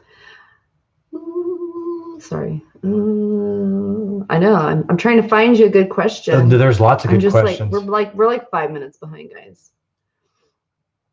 I need someone else's $30,000 box half off on the Facebook Marketplace. Chris, do you ever use Are you Pro live Speed? now? Oh yeah, those are one of those things that are love-hate. Like, if there's some kind of knuckle joint or steering or suspension or who knows what, there's a certain application that it's really going to be beneficial for. So if it was me, I would not go out and I would not buy a whole entire crow's foot set for $200 or $300 or $400. I would find the ones that I really need and buy a relatively decent set, maybe in the $100 range or even in the $20 or $25 range. And once I find the sizes that I need, because it's very, very few sizes out of the whole entire set that you need. And then if you feel the need, then buy a quality 1 or 2 or 3 of them and then have your whole set. But I can tell you, I have the Snap-on crow's foot holder because it's like $6 and it holds my $25, $30 crow's foot set. But I dislike those a lot, but when you need it, you need it. What's a nice quality tap and die set? Okay, I'm caught up. It looked like a lot of you guys are just talking to each other. If we missed your question, just ask again. Maybe we'll answer. I'm still rocking the old Craftsman USA ones, but I'd have to look through some of the branding lineage there. But I can't remember if it was a Lang set that was rebranded for the tap and die, or another one in the USA made. It might have been the Irwin brand at one point in time was a USA made one, and I can't remember if it funneled through Irwin or Lang through a USA made company, but it was one of those along the line. Okay, what is Warmonger says, what is the best impact power wrench, or what are the best impact power wrenches? I didn't even know those existed. That really is going to depend on you, on what you need and what your budget is. I mean, I think, I'm never going to buy it because I don't want to afford it, but I love the trigger on the Snap-on CT761. But the batteries and everything on that really put it out of my price range. But I love the forward reverse in the paddle type trigger. But again, I still it's too much for me. So then I look back and say, well, it's probably going to be your Milwaukee or your Rigid or your Cobalt. And I bought into the Cobalt stuff. I know it's a little bit bigger, a little bulkier, but I get a ton of power. And so the Cobalt one is what I chose. But I think you can't go wrong with some of the Milwaukee stuff. Okay. Ed is asking a question. He wants you. I said, have a good night. See you, Adam. Thanks for coming. He says, client graphics. Tool line would be Chuck Norris rated indestructible. It would bend like Armstrong and would never break at old school repair shop. And then please read this. I do not know how to Mrs. Graphic, that. What's your best dinner dish? That's an interesting one. Well, how do you answer Ed's question? You say, hey, Ed, thanks for throwing in a question in there. I don't understand. He's just telling you that'd be a great tool line that would have all of the flexibility of Snap Armstrong and everything. What I made? Yeah, Jay who said, what's your best dinner dish? Oh, man. My favorite to make, I have an Instant Pot. It's basically it is a pressure cooker. And I like to make this one. It's like a play on a stuffed pepper, but it's like a casserole. You just like chop up your green peppers, put rice, hamburger meat, some onions, then some seasoning stuff, and maybe tomatoes. I kind of forget the recipe. I can like make it, and then you just put it in your pressure cooker, and then it's done, and it's so good. And you can eat it like that, or you can put it in a dish and put it in the oven and broil it with like mozzarella cheese on top. That's a very good one. Although I haven't made that for you in a while. My problem is that killed the green peppers. I let them die in my fridge. So when I go to use them, it's like too late. But that's a good one. I'm going to make a roast tomorrow in my crock pot. Yeah, she makes a really, really good roast.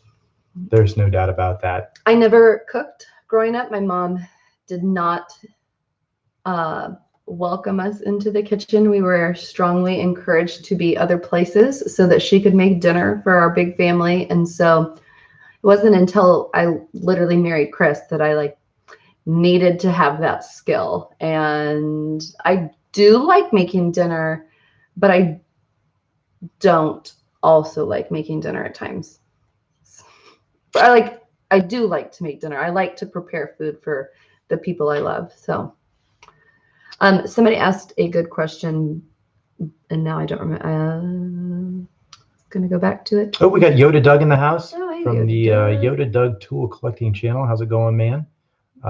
We also had John Russo join us, and there was a couple other people in here. Okay, it's somebody here. I found the question. Have any good recommendations for a ratchet organizer? He can't seem to find any anywhere, and that's that Spectre Air. There really isn't a great one other than some of the ones that you're going to have to make on your own in foam. I mean, I don't think personally. Do you have any? I don't have any that I've fully made and customized, but that's probably the real best bet that you can go with is making your own foam organization for them, other than just lining it up and letting them set out there. John Russo mentioned that the Snap-on paddle. Yeah, so the paddle trigger. Yep, that would be. It was being discontinued in January 21. So in 2 months, it's being discontinued. Well, when they go to brushless, it'll be slightly different. But technically, they have the patent on it, and that's why no other manufacturer has the dual paddle like that. So it'll be interesting how that continues and shapes up, because they should be able to do some sort of modification to it. But it'll be interesting. Old School Repair Shop says that you should start your own tool line and then test it. That would be very interesting. I don't even know how you would do that. Oh, I also forgot to mention we had Matt G6 in the house. Really appreciate you joining us tonight. The other thing for the ratchet organization, I believe, depending on what size, I've seen guys make basically, they've just made what would be almost similar to a socket opening, a 3/8, and you'd put each one of the heads in there, and I've seen that work. But then you just have to keep in mind that depending on what configuration you're going to do later down, you're going to have to change it up if you don't like the way it goes. Okay, real quick. Joe asked me a question. He said, "What's my favorite tool I use?" My vacuum. If you've never been to this channel, or if you've never, I love vacuums, and I love to vacuum. They're my favorite. We just talked about a vacuum the other day, and I got excited about it. The vacuum, does that count as a tool? Yeah, but she also did like the stubby screwdrivers. Yes, I did not understand the purpose of the stubby screwdriver. I thought they were stupid and pointless and awkward looking, and I thought they were so stupid. And one day I needed to take off the child safety lock on my cabinet that stores like the cookie sheets. So it's super skinny, and I couldn't access, I don't know if I was taking off the child. I was taking something off, and I was, oh my gosh, I can't get it. So I know it's not this size, but I was like, oh, it doesn't fit because it's this big. And I was like, oh my God, now I understand why that stupid stubby thing was made. And I literally sent a picture to my husband. I was like, oh my gosh, I get it. I totally understand. I understand why it's made. And then I've used it several times since, but I really hated this tool. I thought it was stupid, but I was wrong, and it's actually very useful. Yep. As soon as you start using it, you never know. It's not use it in a lot of spaces, but when you need it. But I do want to jump over to one last item while we start wrapping some things up here. Oh my gosh, we didn't even answer half the people. Well, you don't get to everything, but we will get fairly close. So these right here are the professional double box flex ratcheting wrench set from Icon. You might be familiar with them in a couple other brands like the Mountain, Carlisle, a couple other ones out there. And that was a new box that you saw down there. And this may or may not be a 19 millimeter that would be almost my ring size, should it be what I need. But that thing is fun to play with. We're going to have a cool video coming up where, oh, shoot, there's another one. Oh yeah, I was playing with that earlier. We have quite a few different sizes that may be left over from, and like I said, this is a brand new box. So I can tell you the Harbor Freight warranty is pretty decent when you break almost every single one of the sizes. But I can tell you it's going to be a sweet video when we get a chance to put that out. And to date, for something that would be a 19 millimeter, and these things are like this put up the most amount of torque. And I will not say it on here. It will be in the video when I get a chance to do that.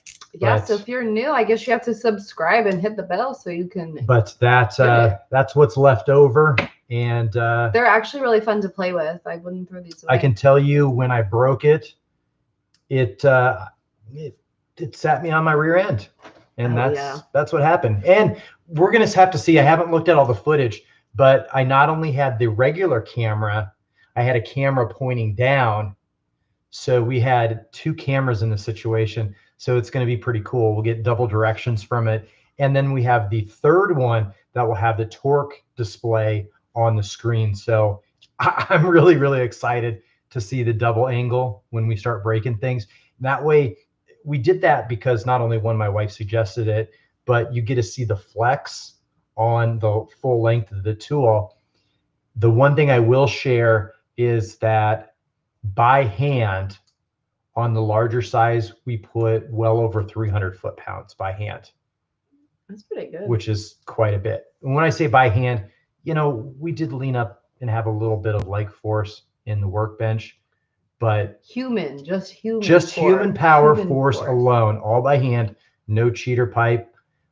We put on over 300 foot-pounds of torque. So it was a good feeling. It was a very, very good day. Okay. I'm going to go back to some in the chat. Somebody from Honduras, Carlos, said, have you tried Unor tools? Unor? I have not. I have not heard of them. There has been a couple different brands out there that I've looked at for sourcing them to the United States. If they're not regularly available in the States, they're really difficult to get.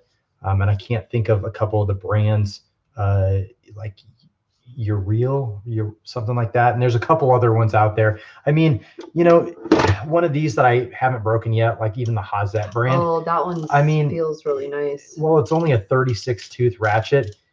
Even the rebuild kit on this is like almost $30 to $40, and so some of those just don't make sense to test out because the market for this ratchet is completely different. And the price point on it is like, why would I buy this tool when I have a lot of good USA made tools? Again, there's nothing wrong with this one, but there's a lot of options. And sometimes I just don't venture out, but there are some really good brands out there. Mrs. Graphics, have you gotten rid of all your Teflon pots and pans? My wife switched to all metal.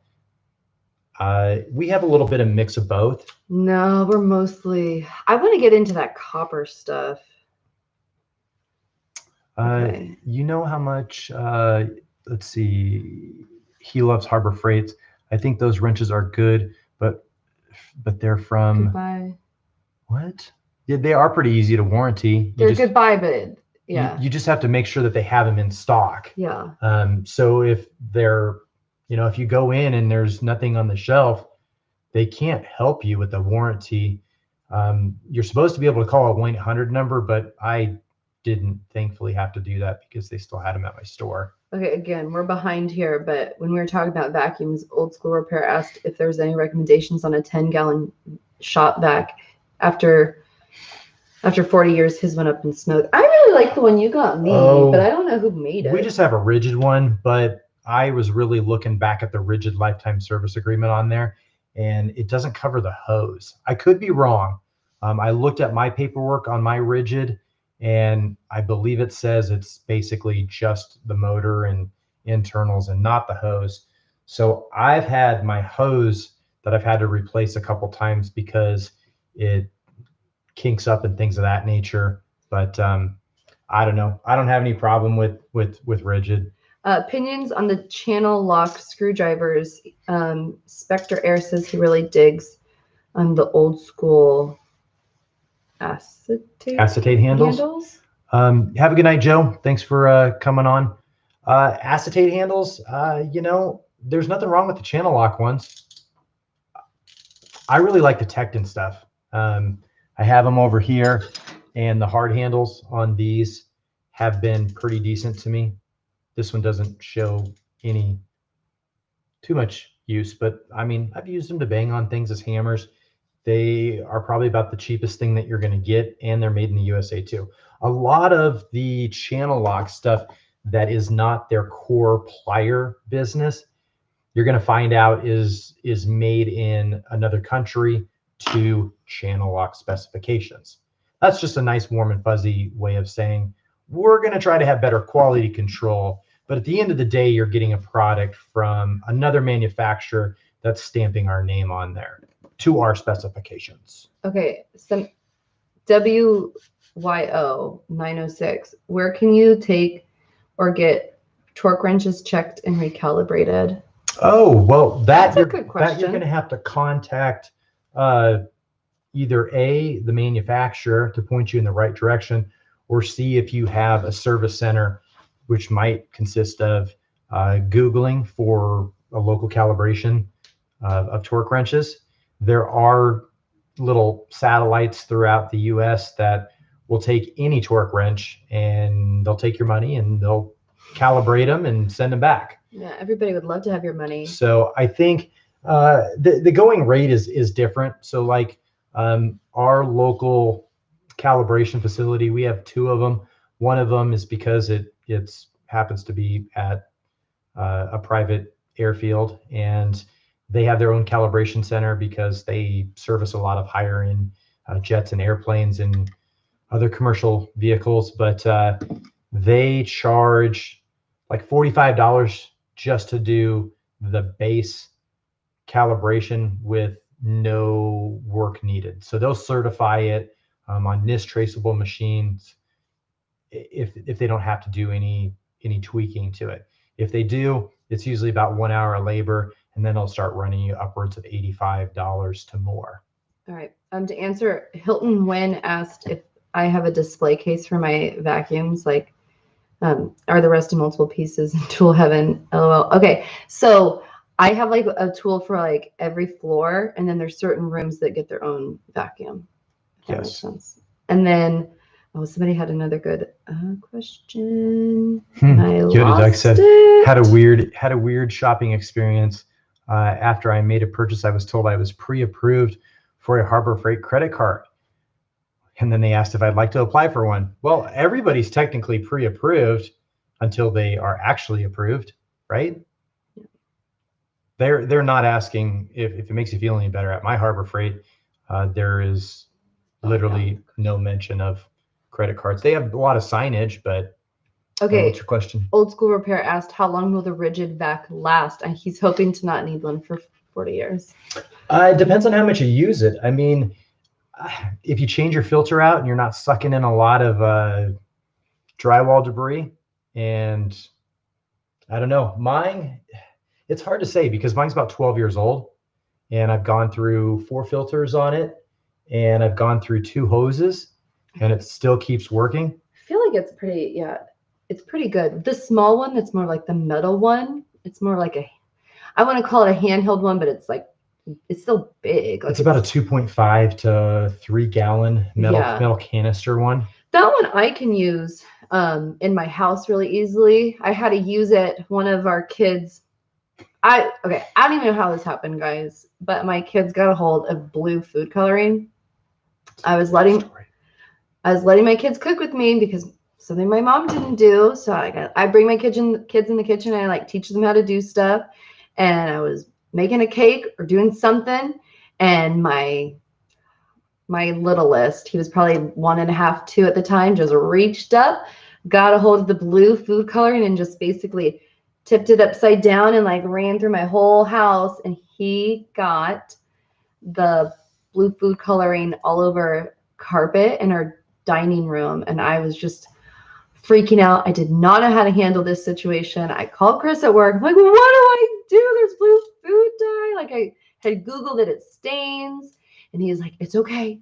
Just go get the whatever small shop vac, get some water, and just suck it up. Pour water and suck it up. And I'll tell you what, it got the majority of that food coloring out. And if you were to look, you really can't tell where it is, but it was good, man. Yeah, so I mean, vacuum cleaner questions. I would just say I think Yoda Doug's family runs a vacuum cleaner repair or has a lot of knowledge about them. So he would I did not know that. He'd be a great person to ask on that one, but I haven't had any problems. But that doesn't mean somebody else hasn't had a problem. Somebody asked about a tool brand. I haven't checked out the Unor tools, but I'll look into it and see. So thanks for asking, Carlos. No guarantees because, again, I don't know how much shipping or what kind of things will be to the States. And I think there was a couple other things in here. Somebody, JRF, I don't know. Sorry, JR. I need to learn how to say your name. But he said, any experience with the Tecton long handle flex head ratchet wrenches? They look nice, but don't know if they're worth the price. I really like 6-point wrenches in general. You know, I haven't had any problems with any of my Tecton stuff, to be truthful with you. That being said, I do not actually own any of the Tecton ratcheting wrenches or long handle ones. I think they make them in the flex. You really kind of have to look down, and I think Yoda Doug might be able to tell you the same. You really got to look at the price. Some of the Gearwrench ones that have a ratcheting on one side and a box end on the other side might be beneficial to break free and then ratchet free, but the warranty might be a little bit different. We got to say goodnight to Ed. Ed, thanks for the $2 super chat. Have a good night. Hope you have a good Sunday. Yes, Mr. Ed, the old tech guy. Thanks for checking us out. And he's got a YouTube channel as well. So say goodnight to Ed, and Ed, will see you real soon. But the Tecton ones, I mean, it's going to be up to you. I don't feel that Tecton has made a whole lot of bad tools. That being said, I've primarily only used their ratchets and sockets, the older generation and a little bit of the newer generation. So I have one set, the 1/2-inch drive, which was pre 90-tooth ratchets, and then my 3/8 and my 1/4 inch are the 90-tooth ratchet sets. And I, again, haven't had any problem with those. And I think Tecton's got a pretty decent name built behind them. And when I've seen some of those go on sale for, depending on what it is, I think it's maybe like around 135 to 155-ish. But I think it's more on that 130-ish range for the double box 6-point long flex ones. I don't think you can go wrong with it. John had a question. He said the Dena Tools says all Tecton is made in USA. No, not all Tecton is made in USA. The last time I looked at the percentage of the breakout, it was 19 to 21 or 22% that was made in the USA. What I can tell you is that the Tecton.com website, they are very, very particular about listing the country of origin on every item and product that they sell. So when in doubt, look up the item, scroll down. There's going to be a section that'll show you like the sizing and the dimensions of some of the tools, and it'll have that country of origin on there. And I believe they're one of the best manufacturers out there for listing where the tool is actually made. Oh, it's really nice to have like at least a little bit of to know a company has transparency, because some people, oh gosh, you have like made with like made in USA with global materials. Global materials. That's nature. what it says. I try to do that, or will try to do that. Like, you know, the HART tool one here, it's made in Taiwan. Clearly marks that on the back. If we look at the Milwaukee one up here, I mean, that one clearly says professionally made by Milwaukee Tools. Oh, engineered by Milwaukee Tools, professionally made in Taiwan. So they're pretty good about that. But as clear as those are marked, Tecton.com has those clearly marked on their website. Amazon might be a little bit more difficult to wade through that. They're supposed to have a section on Amazon, but it's very difficult to see that. Ken says that he's never used any Tecton tools. Well, Ken was at SEMA, and I hope he went and saw the Tecton booth at SEMA. That's the booth that sticks out in my mind. I just love how they organized it. It was so organized, and like just walking, like you just know tools, what they have. Somebody mentioned, who was it? Nicholas said the new Tecton USA made punch and chisel set is out now. Yeah, I don't really know what that is, but I'm guessing you punch and chisel things. So Tecton does have some tools that are made in the USA, and well, they did mention the punch sets and chisel sets. They do have their crow's foot that is made in the USA, and they have some wrenches. I know they are the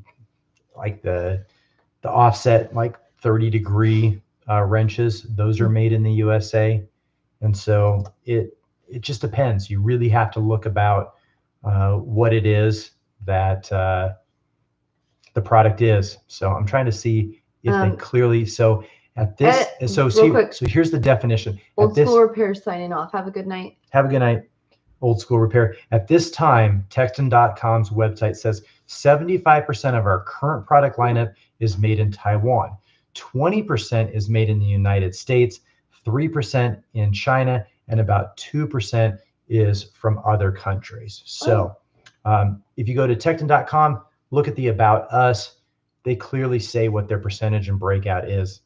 So we'll leave it at that. That's what the Tecton one is. Good for them for, again, transparency.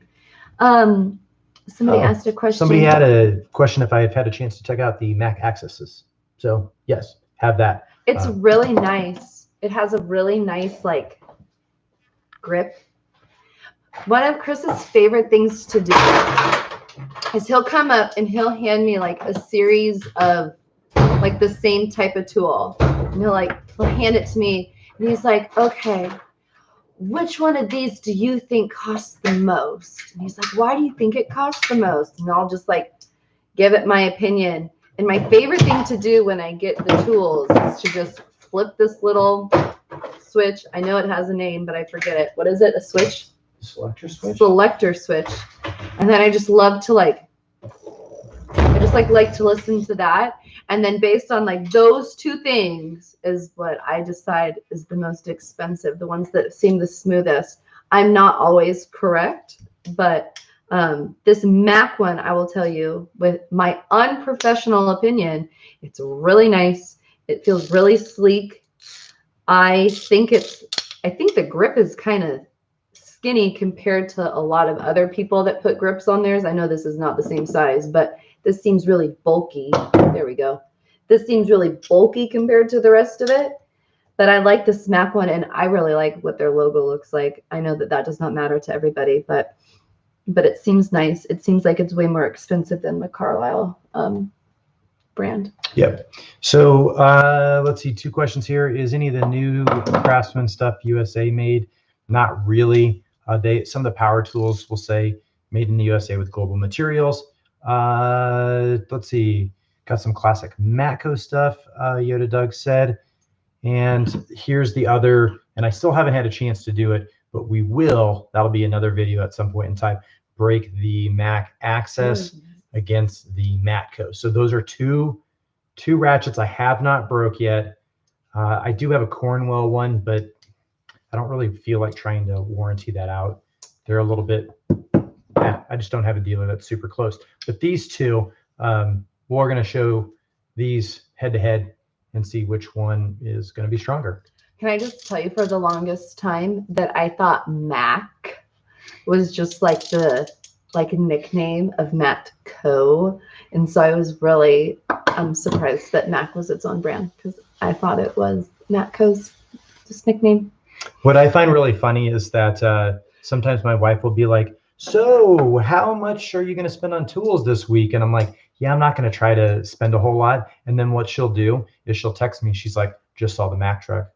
Just saw the Snap-on truck. Always, anytime Chris tells me he doesn't need to go shopping or like go get tools, I swear to God, I see the Snap-on and the Mac. Which one? Matco? Mac? Which one do I see? Mac. I always see them when I am out. And if I can, I'll like take a picture and I'm like, hey, I just saw the whatever truck by the library or whatever. And he's like, oh my gosh, why are you telling me that? Do you want me to go buy tools? I guess I probably subconsciously do want you to go buy tools, right? I mean, why else would I tell you I see tool trucks? Well, I guess it's like my blessing. Hey, go buy tools. Or maybe it's like, ha ha ha, you're never going to catch up to them. It's always good to know, because then if they're in the area, then I just get out my phone and I text them and I'm like, I hear you're in my area. Can I meet you? And they'll be like, no, we're doing a toolbox today. Or they'll be like, yep, we'll be here. See you in a few. Let's see. I always see tool trucks when I got a lot of cash in my pocket. They must know. Like, I think people that get paid like every 2 weeks, they must have their money. We're going to drive around. They must know.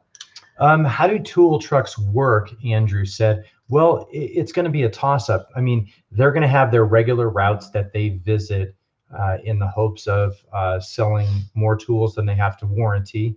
And they're basically, think of it as a tool supply dealer on wheels. They show up when you need them. Sometimes they don't show up when you want them. And sometimes they show up and you spend more money. Other times, you know, once you have a relationship built up, you just text them, or they text you and they're like, hey, do you need anything today? And sometimes I don't. Or sometimes I'll be like, hey, I want this. Do you have it? They'll say no. I say, well, tell me when it comes in and let me know. So it's just kind of like, you know, a fast line to somebody that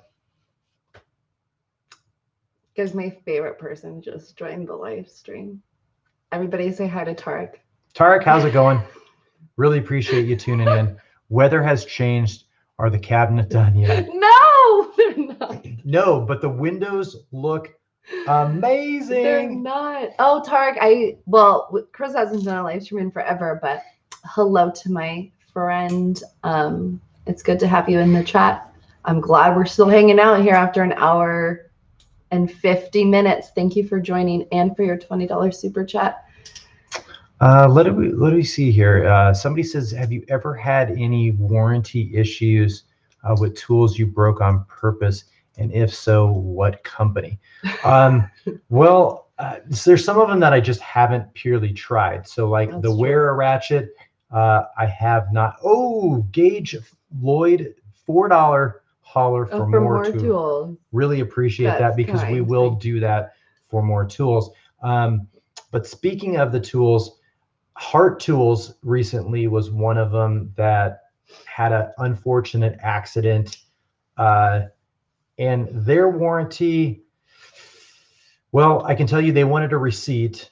And I can tell you that they really tried to direct me back to Walmart. Otherwise, I was going to have to mail them the entire set, and then they would send out a new set on their dime to me. So that really wasn't super intriguing for me to mail the whole pass-through ratchet set. So I took them on what they said. They said, go back to your Walmart store. And I showed them my receipt. I don't even remember how many days I had it. And they're like, go get a new one. And they swapped it out. Stanley has been awesome with their phone warranty. You know what? I think out of all of them, a lot of places are starting to like driver's licenses with them. And I just like to say no to that. AutoZone wants a driver's license for their lifetime warranty if you don't have a receipt. And Lowe's, It depends on the person that you get. I feel like they've changed their warranty policy and haven't told you, but they want a driver's license every time you warranty a tool that they have, whether it's Craftsman, whether it's Cobalt. You don't have that receipt, they want your driver's license. And I sit there and struggle, and I'm like, that sign right there says hassle-free warranty, hassle-free lifetime warranty, as a matter of fact. And they're like, yeah, but I still need your driver's license. I said, the driver's license sounds like a hassle to me, because I can tell you, if you don't feel it is, it's a hassle to me. And then we have a conversation back and forth, and then they finally just give in, because I'm not going to give in. And so that's probably the most disappointing thing is especially since I did a warranty video, that the Craftsman one at the time was like 15 seconds. The guy just took the socket and said, nah, keep your old one. See you later. Oh yeah, I remember that. And you were like, I mean, I could just turn around and get a new one. I'm not going to, but he should have taken this. But Chris isn't out to like beat the system or anything. He keeps a lot of the stuff that he breaks. I feel like you don't warranty like a ton. I don't know the percentage. I don't really pay attention too much, but some of them, because people purely don't know. So I do need to follow up at some point in time and talk about the HART warranty. But the other thing is like, you know, I don't come in as a YouTube channel. I'm not like, I have run a YouTube channel, so I expect you to warranty this out. I come in as a dude that broke a tool, don't know how, and it had an accident. And I don't know how, but there is a YouTube video. So, you know, the reality is that I feel like I try to get them to treat me the same way that I would treat somebody. And unfortunately, the worst experience I've had is at Lowe's. Yeah. And the best experiences are going to be Costco. We returned something. I don't know if it was a tool, but they were really good about warranty. They just asked for the receipt, and well, Costco is great because you just hand them your membership card and they scan it and they scan the product and it's in their system. I feel like they are very hassle-free, no questions. They just want to know, is this broken? Can we put it back on the floor, or do we need to damage it out? The tools. Did we return tools? Yeah, the DeWalt ones. Yeah, that's what I thought. They were like, we're just going to take these back. If you've had a bad experience with them, we're not going to try to sell you another one. Yeah. I said, okay. They're great. Costco's good at returns. The tool trucks, I haven't had really a problem with, but I've been pretty straight up with the guys. Typically, I just buy a rebuild kit when I have a chance, and then I bring the other one back once I strip it out, and then they just give me another one. So pretty much every tool truck brand ratchet, I have an extra rebuild kit, because I just front the cost for it right up front. Okay, somebody asked about Carlisle's warranty. Asked about that one. Since most Napas are franchised, will they honor it? So that one is that's a good question, tricky. And that's hit or miss. So funny story is my Napas were all franchises. They were all corporate stores up until about 7-8 months ago, and then they were bought out and are all now franchisees. When they were the corporate stores, they didn't care at all. They straight up, you didn't need your receipt, anything of that nature. They had it on their accounts, and you were good to go. Now that it's a non-corporate store, it's a franchisee, they really have been, even though they know me, they're like, do you have a receipt for it? I'm like, no, I'm in your system. And so they'll kind of look it up. They'll kind of look at me, but the one I go to now, he's the owner of the franchises, and he just doesn't give me a problem anymore, because I typically do a video every now and then on Napa. I'm usually there 3 to 5 days before the new quarter real deals drop. I'm usually there the day that I can get the flyers, and I spend my money there, and we talk about tools. And so, yeah, typically a lot of the Napas now want your receipts, which is too bad. So I take pictures of them and then email them to my Gmail, and then title the actual email, what the purchase was. And that's what I've been showing them ever since to date. So good question. I still think it's hit or miss with Napa now. I mean, I feel like at Harbor Freight, their warranties, have you really had a problem there? Nope. Harbor Freight, pretty much no questions asked. Sometimes, like if you bring in one tool, every now and then you're just better off to bring in the whole set, because then you have a chance that they'll replace everything with a new set, or sometimes they'll just do the one. It really just depends on the person that you get there. What else kind of questions do we have here? We're actually pretty caught up, which is impressive. Hey, I'm sorry if we skipped your question and you're still hanging out with us. You just ask it again. We'll probably get to it now. We had somebody here that said, you got any experience working in an automotive and diesel shop? So I had 4 years of experience working as a lube tech, and that was something that I was doing way back end of high school, beginning into college. So I mean, you take that for what it is, and we'll go from there. But I can tell you, I only really got that job there because everything I did, there were a couple of little side businesses that I did in high school and in college and whatnot. And one of those was repairing cars for people.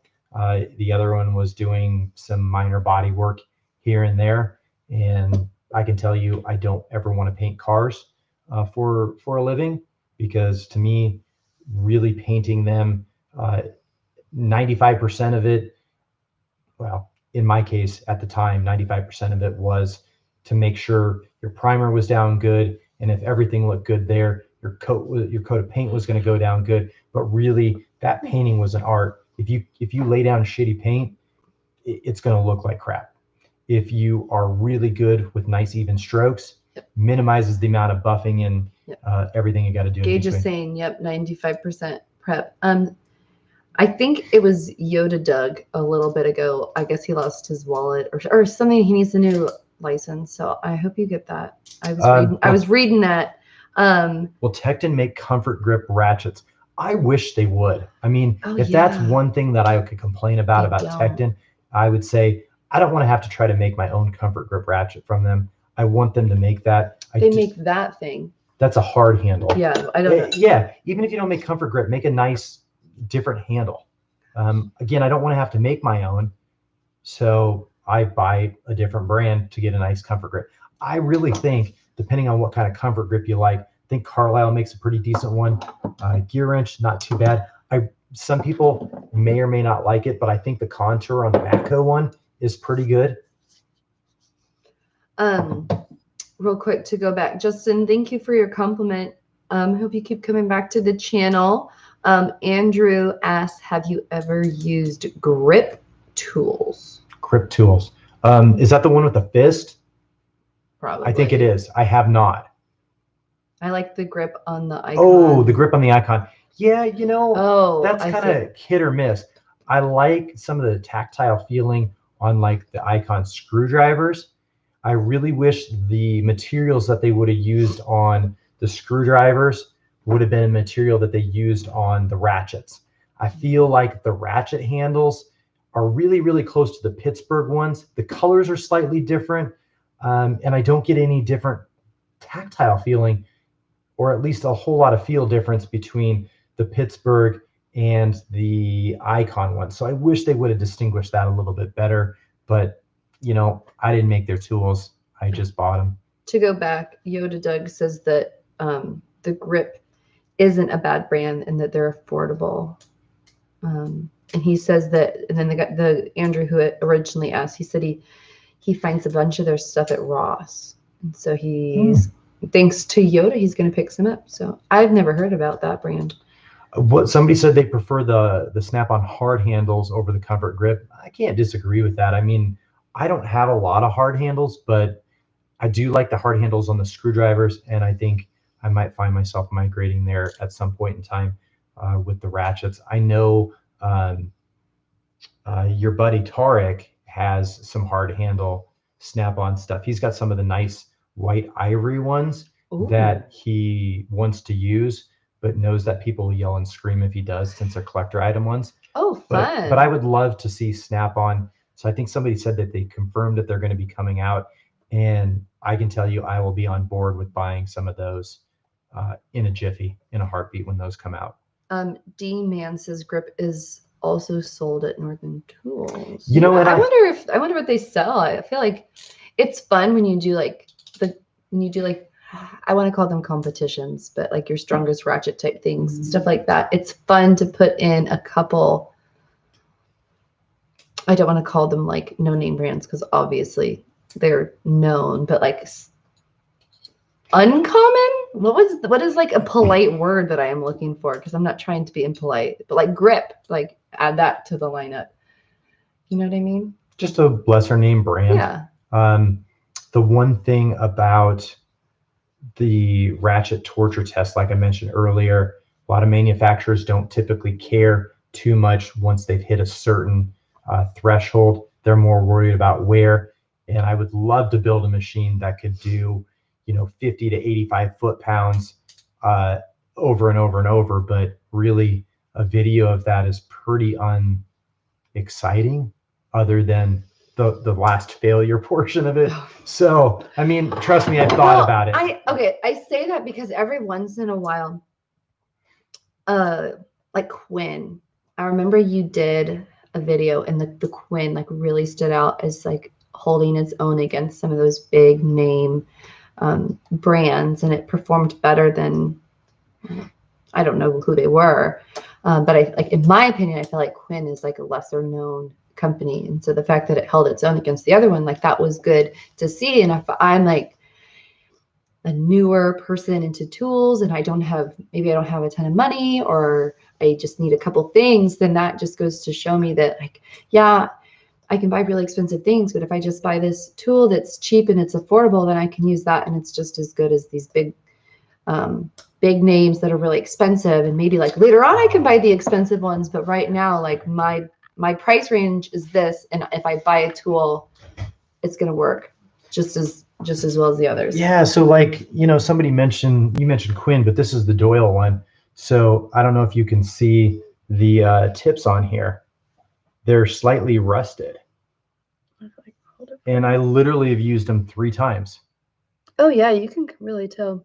And I don't feel like I should have to go sand those down or lube them up, but yeah, I mean, really are. That was kind of disappointing. The light's more here. That happened after using them a couple different times, and I wasn't even in a high moisture situation. Oh yeah, but I don't know if you guys can see. Man, it just happens. I mean, looks like you left them in the yard. I did not leave them in the yard, and the kids did not leave them in the yard. But I feel like the kids don't. They know not to play with your tools. It's life. Real quick, because I'm just looking at the chat. Zeta N7 says Tecton is coming out with comfort grip ratchets next year. They confirmed with me. So is Capri Tool. So Zeta N7 obviously has the inside scoop on that. That'll be good. Also to go back, John says you should do a video with a Project Farm. That would be cool. Awesome. Yep, I do like his that'd be so great. He has like so many subscribers. I joked earlier that I didn't think Chris was going to get 1 million subscribers. I don't mean that in a bad way. I believe in you, but 1 million seems really unattainable. But it's just Project Farm has 1 million, so he obviously is doing something right. Yep, that'd be cool. I mean, I still need to do, like, I'm so far behind. I just, we have a real life, real family, real kids, real wife, and they take up a lot of time. And videos, we do. I mean, I could just try to throw them out of me talking like this, but that's we just really like you. It's not as much fun. We just want to spend time with you. I mean, really, in actuality, if you look at the last video I did, well, that one was 14 minutes. Really, each one of the tests that I did with those hex bits really could take anywhere from 3 to 5 minutes for each one. And then I have to figure out how I can chop that down. And if I didn't like an angle or the glare was there, then I get to do it again. So, I mean, I don't know. Sometimes I should, because I don't have 3 cameras, don't have stuff pointed on there. Not so yet. If one angle isn't good, I don't have another camera angle to go to. And so, you know, when I get a chance to break these, this is the first time that I've truly used multiple cameras to video the same thing, just get a different angle. So I'm looking forward to that one. And sometimes, you know, like I said earlier, I'm my own worst critic. If I feel like I don't want to produce something that has bad audio, that has video that's questionable, because at the end of the day, I want a lot of things that I do to be able to be repeated by other people, so that they can validate the results themselves if they truly wanted to. Milwaukee impact stuff. Sorry, somebody said the right angle. Oh, that's where I am. I was gonna say, hey, Justin S., what are your thoughts on the Milwaukee right angle I don't impact? have that one. The last that I picked up on that one, and I don't know if they fixed it or what it truly was, there was a couple people that had some overheating issues or battery seating issues on it, where it would blink lights like something was wrong with it. And you know, I just haven't, I'm just not a huge Milwaukee person when it comes to those tools. I feel like there's a bunch of other channels that cover that. And I really am, like I said, I started out more in the rigid line, moved up to Cobalt, had some DeWalt stuff, had some Ryobi stuff, but I mean, I'm really not a big expert on the Milwaukee stuff. Somebody had a good suggestion. Adam said, you need to have a strongest warranty video. Number one thing to look for when buying is warranty, like something like that. So yeah.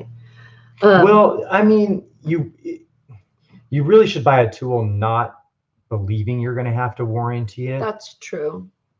Nobody ever really wants to buy a tool to warranty it, except for maybe me if I know I'm going to break it. But again, the warranty part is like a byproduct of the stuff that I do on the channel. So it's really hard to want to go into a store and warranty something. I've tried to video a couple of them. It's really not overly exciting. I guess I could sit down and talk about it, but we'll see. I think it's pronounced Maya. Azo asked, have you noticed that items from Harbor Freight with multiple part numbers can differ substantially in quality, specifically in their air tool lineup? Old part numbers tend to be built better. Yes, and it's not just that. Even there, I first caught on to that with, like right there behind me is the US General 5-drawer service cart.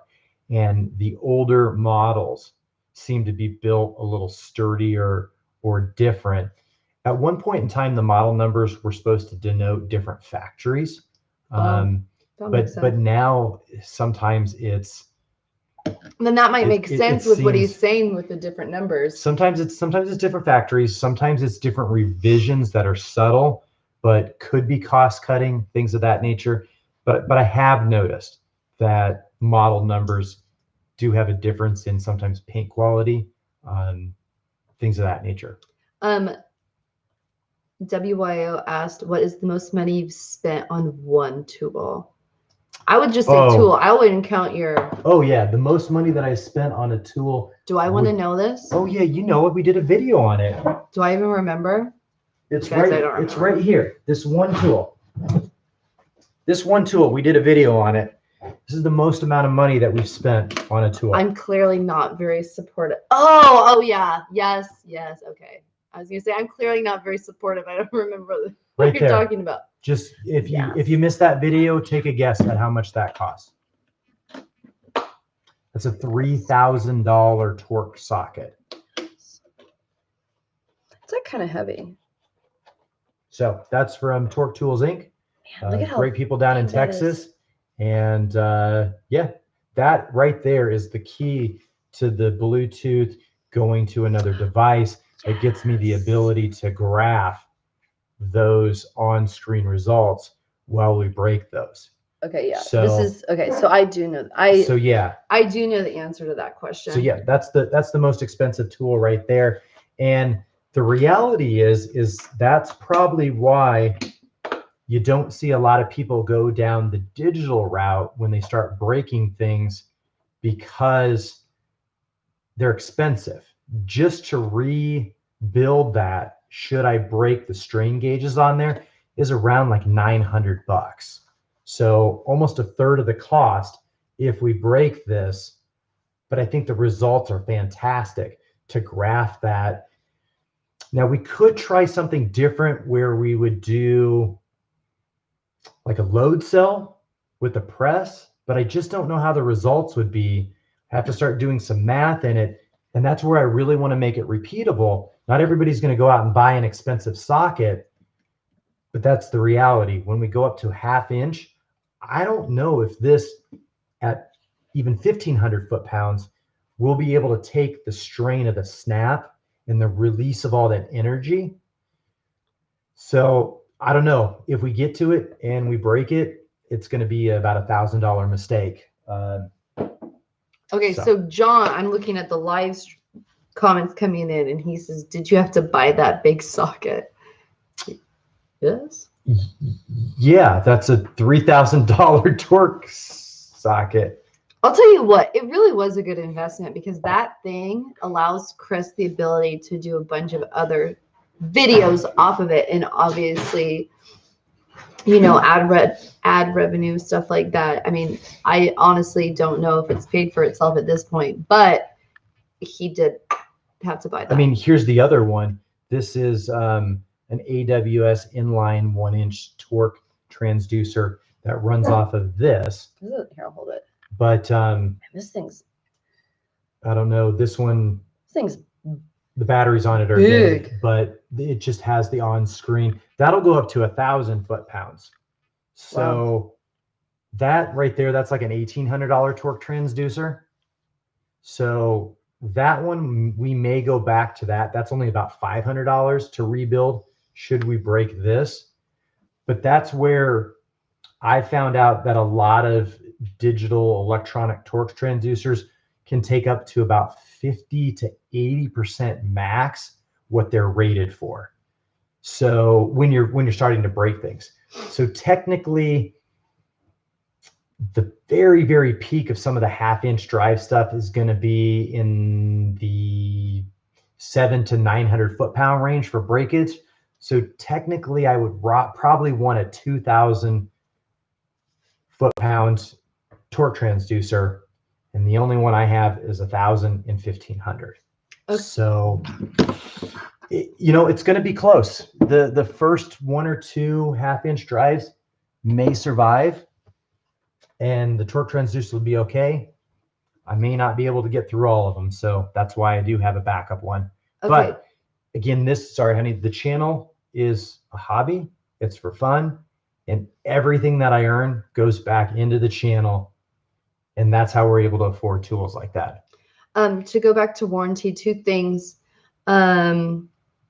D-Man said, if you have a Cornwell rep, buy from them. Least amount of stuff I've had to warranty for my new truck, which is why I bought my tool cart from them. And then Andrew asked about Rigid's warranty. It asked if Rigid's warranty is a pain. He heard it was a struggle to register the tools. I have had it be a struggle before. When I bought the subcompact impacts, they were so new, they weren't available to be registered under the LSA.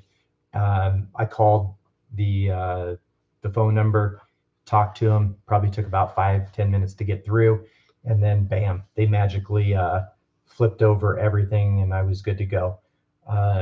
As far as the actual warranty process go on them, I've swapped out 2 or 3 different batteries. It was a phone call, and mine was a package sent to me, send the old one back, and I was good to go. Another time, this was an older time, this is when you could bring the Rigid stuff to the store, and then they would ship it to the Rigid factory for you to do the warranty. I don't know if they do that anymore, but that was many, many years ago. It's probably 8 years ago. Okay, to catch up, because I'm like 5 minutes behind here. John asked, why are the U.S. general boxes so high in price now? He said he got his cart for $130 last year, now they're $200. I'm guessing they got a bunch of new colors in. Well, not only that, but the tariffs went up. Oh yeah. For import duties and things of that nature. Yep. And you're lucky you got it before. And I think somebody's mentioned this before. As the popularity of Harbor Freight goes up, they got you hooked, so the prices start slowly rising up, and that's what happens. So somebody asked what you would use a $3,000 torque socket for, and so many things, and how and why would somebody buy one of those? So a lot of the times that's used as an auditing device where an inspector will have to come in and validate the work that's done. And instead of carrying a ton of different things, they carry that, a smart device, and a breaker bar, a big old 1-inch or 3/4 or something like that. And they can validate certain specs with that as an auditing device. Additionally, that torque socket is so darn smart and it's so accurate that goes down to 0.5% of accuracy for its range, that it can actually be used as a certification device or validation tool for all of your torque devices. So nice. When I really need to do some fine work, things of that nature, above, because that one has a minimum torque range of 25 foot-pounds. So if you see any of my lower readings, they're done on different meters because that one doesn't kick in until 25 foot-pounds. So that's why I think like this one here, I can't remember what the range on this one is, but that one might not kick in till like 85 or 150 foot-pounds. And I like that full peak along it, but then they calibrate it and certify it at different ranges. So that smart socket is calibrated at like a minimum of like 2 different verifications. So I think it's like 1.5% in that low range, and then 0.5% up in the 700 or 800 foot-pound range. JT said, is there any maintenance you have to do on that socket? If so, could you make a video on it? The maintenance that I do is I send it back to the company. I think it's every 4 to 6 months or so, just to make sure that it's all still calibrated and everything is holding up. So it was kind of one of those things where they're like, yeah, you know what you're buying this for is really not what this is made for. And they mentioned, and we talked it through, and I said, you know, this is what I'm going to use it for. This is what it's rated for. And again, they said, this is not really what it's designed for, but we will take your money and we will help validate along the way for the next year or two, as long as you use it the way you're saying, that we'll do the validation calibration for free for you for the next year or two.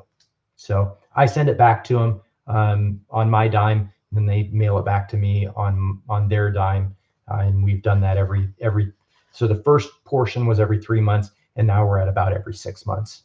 So they're kind of interested because they're a reseller to the parent company, and then they go back to them and say, yep, everything's looking real good, because they've actually taken some of their bigger torque sockets and they've destroyed a 1-inch drive at 5,000 foot-pounds. And it's the coolest graph ever. So yeah, I do like that has the ability to like track everything. It's like a nice graphic to add to your videos. Yep. We are caught up. Javier asked if we're giving anything away for free. We're not tonight, but somebody in our chat tonight had a plan to go live tomorrow at 8 p.m. I don't know what time zone, and was giving away free tools. And I do not remember who that was. Yeah, so if anybody has any free tools for Javier, let them know. Most of my tools get broken, so I don't have an opportunity to hand out too many free tools. That socket would work good in the oil field drilling industry. They particularly, when I talked to them, said the majority of people are in the wind farm that are using to spin those up. So that is that's just kind of what I remember talking to them about. So, oh yeah, that was Jeff. It was, yes, Jeff. That's who I thought it was. Okay, well, there you go, Javier.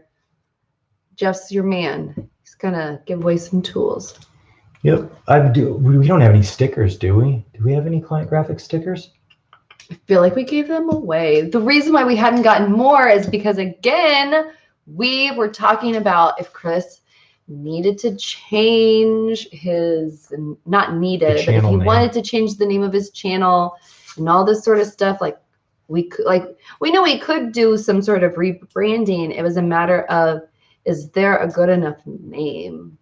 And again, we sat on it. We haven't made any changes, but it seemed like those are the people in the chat earlier when we were talking about it. They said at this point, you might as well keep it. I don't know if people are new in the chat and have any ideas, but yeah, Chris and I have talked a lot about, man, what would you even call the channel? What would you even do? People recognize you as Client Graphics. So again, back to the stickers, we probably could invest in a few more, since we're obviously not changing your name, you know, anytime soon. I guess we have over 200 people in the chat tonight, so why don't we actually give away something? Javier, look at this. I don't even know what Chris is. Inspired. I don't even know what we'll give away, but we'll scrounge up at least a surprise. At least 2 stickers and maybe a surprise of some sort. I don't know if we have 2 stickers. I really don't know if we can commit to giving those away. Then we'll do a handwritten note and we'll put a gift card of something in there. So let's go to a random number generator. Okay, and we're doing a giveaway. One of my taglines is work smarter, not harder. And if you haven't found out about voice to text, random number generator, you better start. Somebody wants that Tecton flag in the background. Hey, he bought that Tecton flag, and we joke that like we're giving Tecton like free advertising. And I want one unique number between. How about the $3,000 socket? No, I need that to continue my channel growing. Oh yeah, there's a couple people that would like your $3,000. All right, so we're going to start now in the chat. We're going to pick a number that's random between 1 and since there's 200 people in the chat, we're going to go with 1 and 100. So go. Chris breaks. Okay. And again, this is for a Client Graphics sticker, which we will find and mail out, which means you're going to have to email me. And so we're looking to see if somebody is putting between 1 and 100, a single number. I'm going to help you guys out. Have you already put it in? Yeah. Oh, sorry. Hold on. Have you? Right there. That's the result. Chris, what Chris is saying is he has picked, like he did the random generator. He has the number. Don't give a hint yet. My job right now is to look and see who does it first. So I guess you can guess multiple times. Yep, we're very. There you go. John's got the idea. He's just. Nicholas was very, very close. So hint. Nicholas, that's a big hint to you. Down or up in that area. I don't know how fair this is, but I guess close. As fast as you can type. Hey, they can all read. There we go. Oh, there we go. Tool Addict Dylan. All right, we have a winner. Tool Addict Dylan. Message me at clientgraphics@gmail.com with your name and address, and we'll get your. Well, we're sending you something. We'll get your. We'll figure it out. We'll get something. So this is what happens when you don't. I'll look for a couple other things here real quickly. Oh, okay. What would you like me to chat about? Keep the people's interested. Okay. TJR said guessed every number. Well, sorry. Okay. All right. Let's see what we got in our box of goodies here. I honestly don't know. So. Yes, Client Graphics, gmail.com. Yes. Someone is getting that $3,000 socket. What's the shipping cost of the socket? Yeah, congrats, Dylan. I'm glad that. The shipping cost is pretty cheap. It's the insurance that's expensive.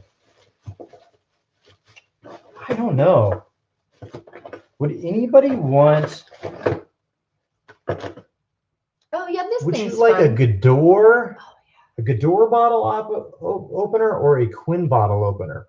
We could probably give one of those I feel away. like since Dylan was the first winner, he should get also some sort of bottle opener too. If we're gonna go big. All right, Chris is looking through stuff. Ooh, I always like this one. We got a Power-Built Tools bottle opener. Oh, that's fun. I feel like I need to go get a piece of paper and like. I feel like this would need some organization. Yeah. Whoever brought up giveaway. Oh, yeah. Okay. So we're going to give away your choice of either a bottle opener keychain, or a Gearwrench. You know what? A bottle opener and a Gearwrench logo. So again, we're going to do between 1 and 100 and go. This is for a bottle opener and a Gearwrench keychain. Well, I threw in a start. Okay. I got some paper to keep things organized.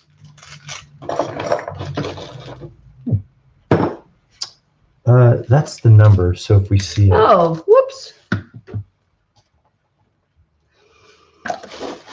Was not paying attention. I'm looking through. Oh, good. Nobody's picked it yet. Chris 8 was kind of close. Yoda Doug's got to go a little bit lower. Spectre Air. Oh, stop. Somebody got it. Who got it? Evan. I don't see it. Right there. Oh. Yes? Is that not the right number? Yeah, but I don't see it in here. Well, I see it. Yes, there we go. Evan. Greenie, maybe? I know I'm Yes, Evan got it at 29. Greenie. Yep, there's our 29. I don't know if you guys can see it, but 29. Okay, what does he get? So, Evan, you get your choice. Well, you're automatically getting the Gearwrench. And then you get your choice of a Gador, Quinn, or Power-Built. All right, throw it in. Which one do you want? Tell us which one you want. Gador. Oh, Tool Addict Dylan said he wanted a Gador. Well, he should get the first pick. That's okay, buddy, because we got 2 of them. So we'll give Dylan that one. So that's set aside. And Dylan, he said Quinn. Dylan, you can have the Gearwrench thing too, because we got another one of those. He said Quinn. And the Quinn one. So the Quinn is going to Evan. So I have recorded everything. If you're wondering where this stuff came from, this is all SEMA 2019 goodies that I picked up. That when we cleaned out the garage. Oh, we found them. We found them. We're like, oh my gosh, they've just been sitting for a year. So, you know what? We still got. Apparently, we have more things, so I guess there's more to give away. We do have another Quinn bottle opener. The Quinn one's nice. The Gador is like so smooth. It feels so nice. You know, it's a satin finish. Yeah. All right, so this last one is going to be for. Like go slow. Let me like make. So this is a Lincoln electric USB thumbstick drive. It's probably like 4 gig. It's just basically got their marketing material on, but I'll wipe it 100% clean before I send it to you. Nobody guess right now. Everybody just. And then you're gonna get 2 Power-Built keychain bottle openers. So this is for all 3 of these items here. That's what we're doing. So we'll go ahead and generate a new number. Hold on. I'm going to say start. And then when I say start, then. Right. We got our number locked in. Okay. And again, this is for the 2 Power-Built bottle openers and the Lincoln Electric USB thumb drive. All right. I don't even know the number. Okay. That is the number right there. Okay. You see it? I see it. So again, if you have one, Evan, go ahead and email me at clientgraphics@gmail.com, your email address. Oh, sorry, your at my email address, your address information, so we can get that out on Monday. Wow, look at those numbers just flying through there. Keep going. John, you got to go a little bit higher.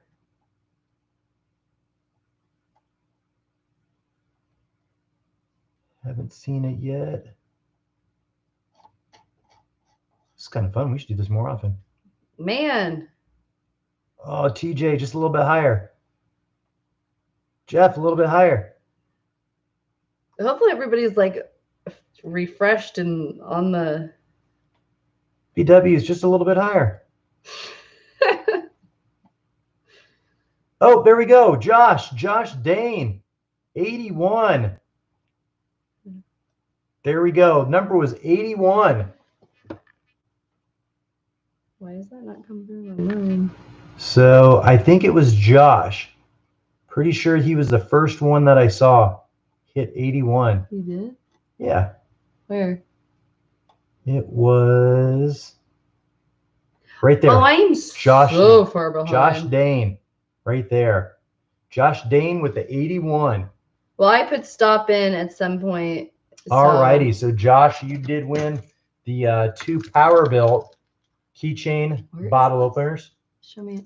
Oh, I see it. All right. And the Lincoln Electric, I think it's a 4 gig USB thumb drive.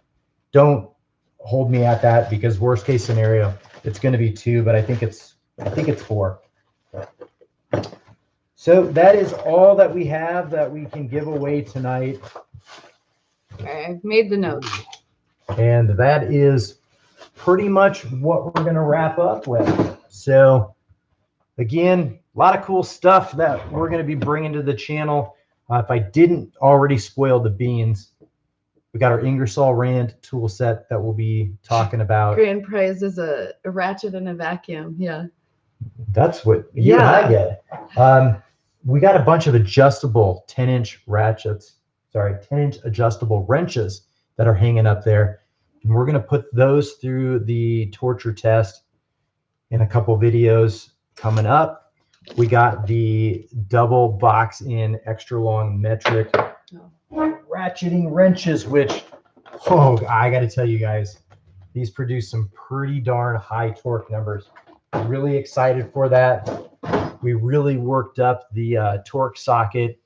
The only other time we worked it up that high was when we did 3/4 inch breaker bars, where we were hitting in the 700-800 foot-pound ranges. That's actually pretty terrifying. That's a lot of torque by hand if you were to have an issue. We got Tool Addict Dylan already emailing me, so that's really good. Yeah, Dylan. Thank you for getting those in. Josh, if you get your stuff in, clientgraphics at Gmail. That would be great. That way we can get those mailed out on Monday, and then you'll hopefully have them in 3 to 5 business days by Friday. And if we didn't get to any of your comments, I apologize. I might not be the best navigator of the comments trying to get Chris's attention. So apologies, no offenses to anyone, just missed it. You guys were really, really great at asking questions. I felt like you really kept the chat going. So I appreciate all the questions and feedback and comments that you guys gave. And if you gave a compliment along the way, I did read it. So thank you. And thanks for your participation in the giveaway. That was fun. That was fun. We need to make sure we line those up. So I forget who at this point, was it Javier who suggested the giveaway? Well, thank you. That was a fun way. I don't know if we're ending it. I feel like I'm very tired. Yeah, we got to wrap you up can some hang of out, those. but I need to go Tarek to bed. said, is your oldest at school? Yep, she's at college. About another month. Yeah, they wrap up just at right before, like literally the day before Thanksgiving, and that's how the majority of the universities are. Finals, and then you go home, and then they want you home till like mid-January. Yep. So, well, we really appreciate everybody tuning in. If you're here, you're probably already subscribed to the channel. If you're not, think about it. Think about hitting that subscribe button. we do these kind of ad hoc. We don't really have a schedule for when we're going live. It's just a fun thing to do. This is just a hobby. Maybe I'm good at it. Maybe I'm not. Hopefully You just like you find it's enjoyable. It's one of those things where we do like feedback. We like reading the chats, really try to get through everything. If we didn't, sorry that I didn't. I can tell you that he really does care about answering your comments if you ever leave them on his video. And if he doesn't get to them, it's probably me yelling at him to get off his phone, because like we probably have to like do things as a family. Like, Chris, we need to put the kids in bed. Get off your phone. Like, I got to reply to this person. So he does try. And I know I'm a big obstacle in keeping you off your phone. So. We got D Man saying American car guy working at an independent family operated Land Rover shop. That's a really interesting niche to get into. Yeah.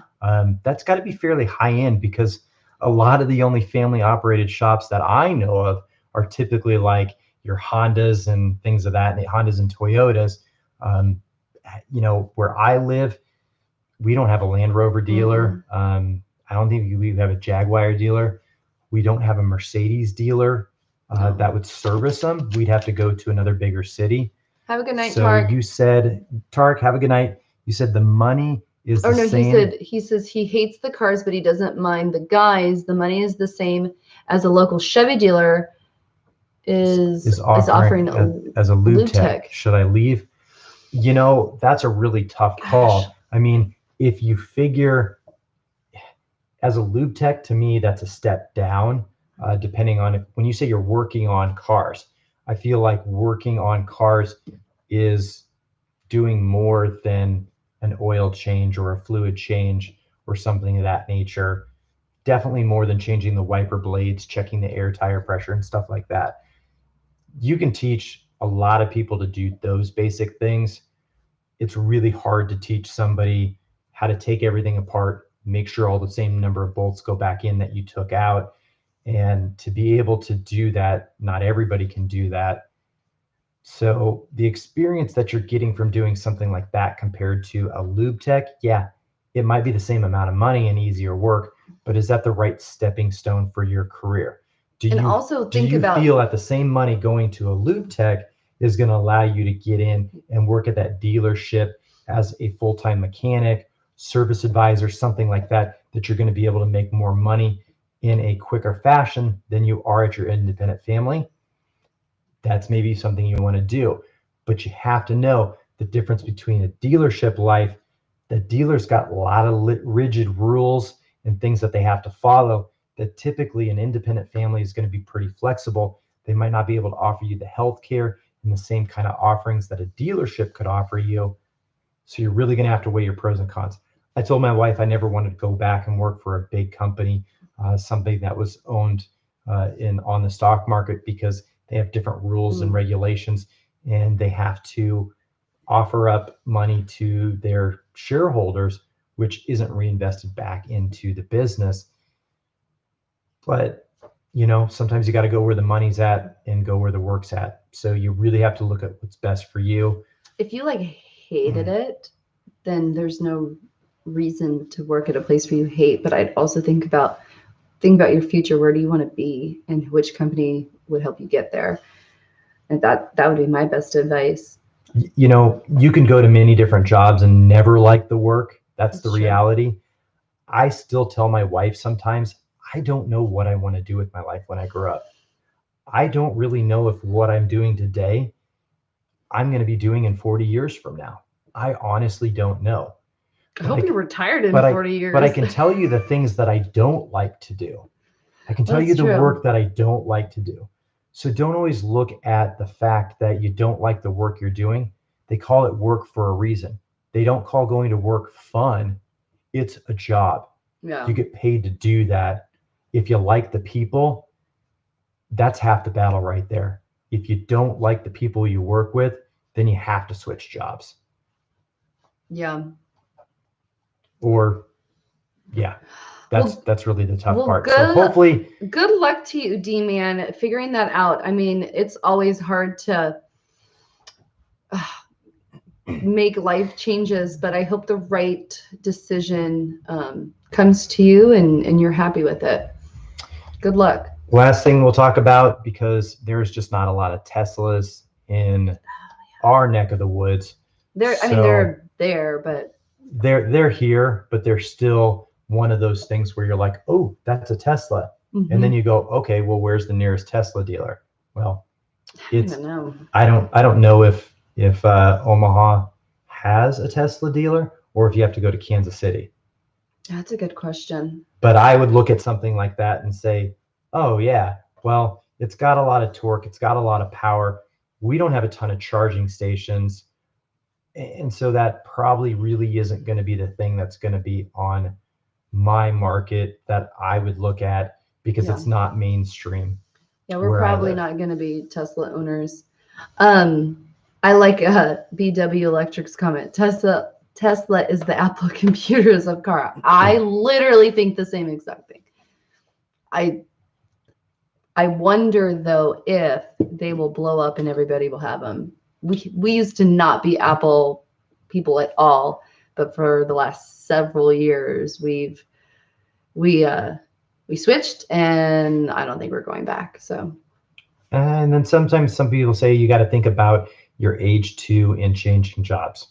Yeah, if you're young, you don't have a family, and you're living in an apartment, things like that. The commute to work, to and from work. It depends on if you're able to get out and eat out for lunch or save money and stay in. It depends on what the other people around you are doing too. If everybody around you is doing things that you don't like or you can't stand, there's a lot of what ifs when you switch. Tesla has mobile techs come to the car. Yeah, their repair methodology is really interesting, really different. I don't know anything about a lot of their techs are all, well, they do have some hands-on experience for repairs. A lot of them are more towards electronics and diagnosis of wire shorts and circuitry and things like that, rather than, oh, I have to replace this or I have to get to this. Well, they do have to get to that, but they're still swapping parts. They're not doing the, oh, I'm going to resolder something on this with a new circuit strip. I mean, they're changing out a whole solenoid or something like that. Wow. There's a Chinese car company called Candy is coming out with an electric car here in the States for just under 10 grand. Yeah, I think when they get their prices under $50,000, pretty mainstream, really more in like the $22,000 range, I think that's when they'll start selling a lot more electric cars. I don't know. It's very interesting because well, it's great that we're advancing and we're having like those cars of the future. I don't know about you guys. At the same time, there's like all these other companies though that like are great companies that could go under because the electric car comes in. And I don't know about you guys, but I don't drive a $30,000 car.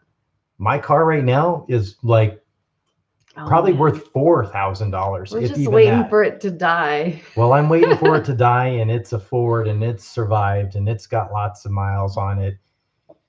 I still don't see myself ever buying a brand new car. I don't see myself really ever spending over $12,000 to $17,000 on a car. Yeah, because if he spends money on that car, then he can't buy new tools. But there is that trade-off where you buy a newer car, you don't have to do any repairs for a while. But I see the depreciation on it so far down that I'd rather buy 2 or 3 beaters that I can replace parts and swap out and be good to go. So, I mean, yeah, I'd rather have 2 or 3 cars, but I need a bigger garage. I was gonna say, where would we put these cars? Or a $3,000 socket instead. There you go. He knows what's up. Tesla will have a car for $25K in about 3 years. Yeah. Well, then maybe we'll start looking at a Tesla in 5 to 7 years, because I need it to get a little bit cheaper than that.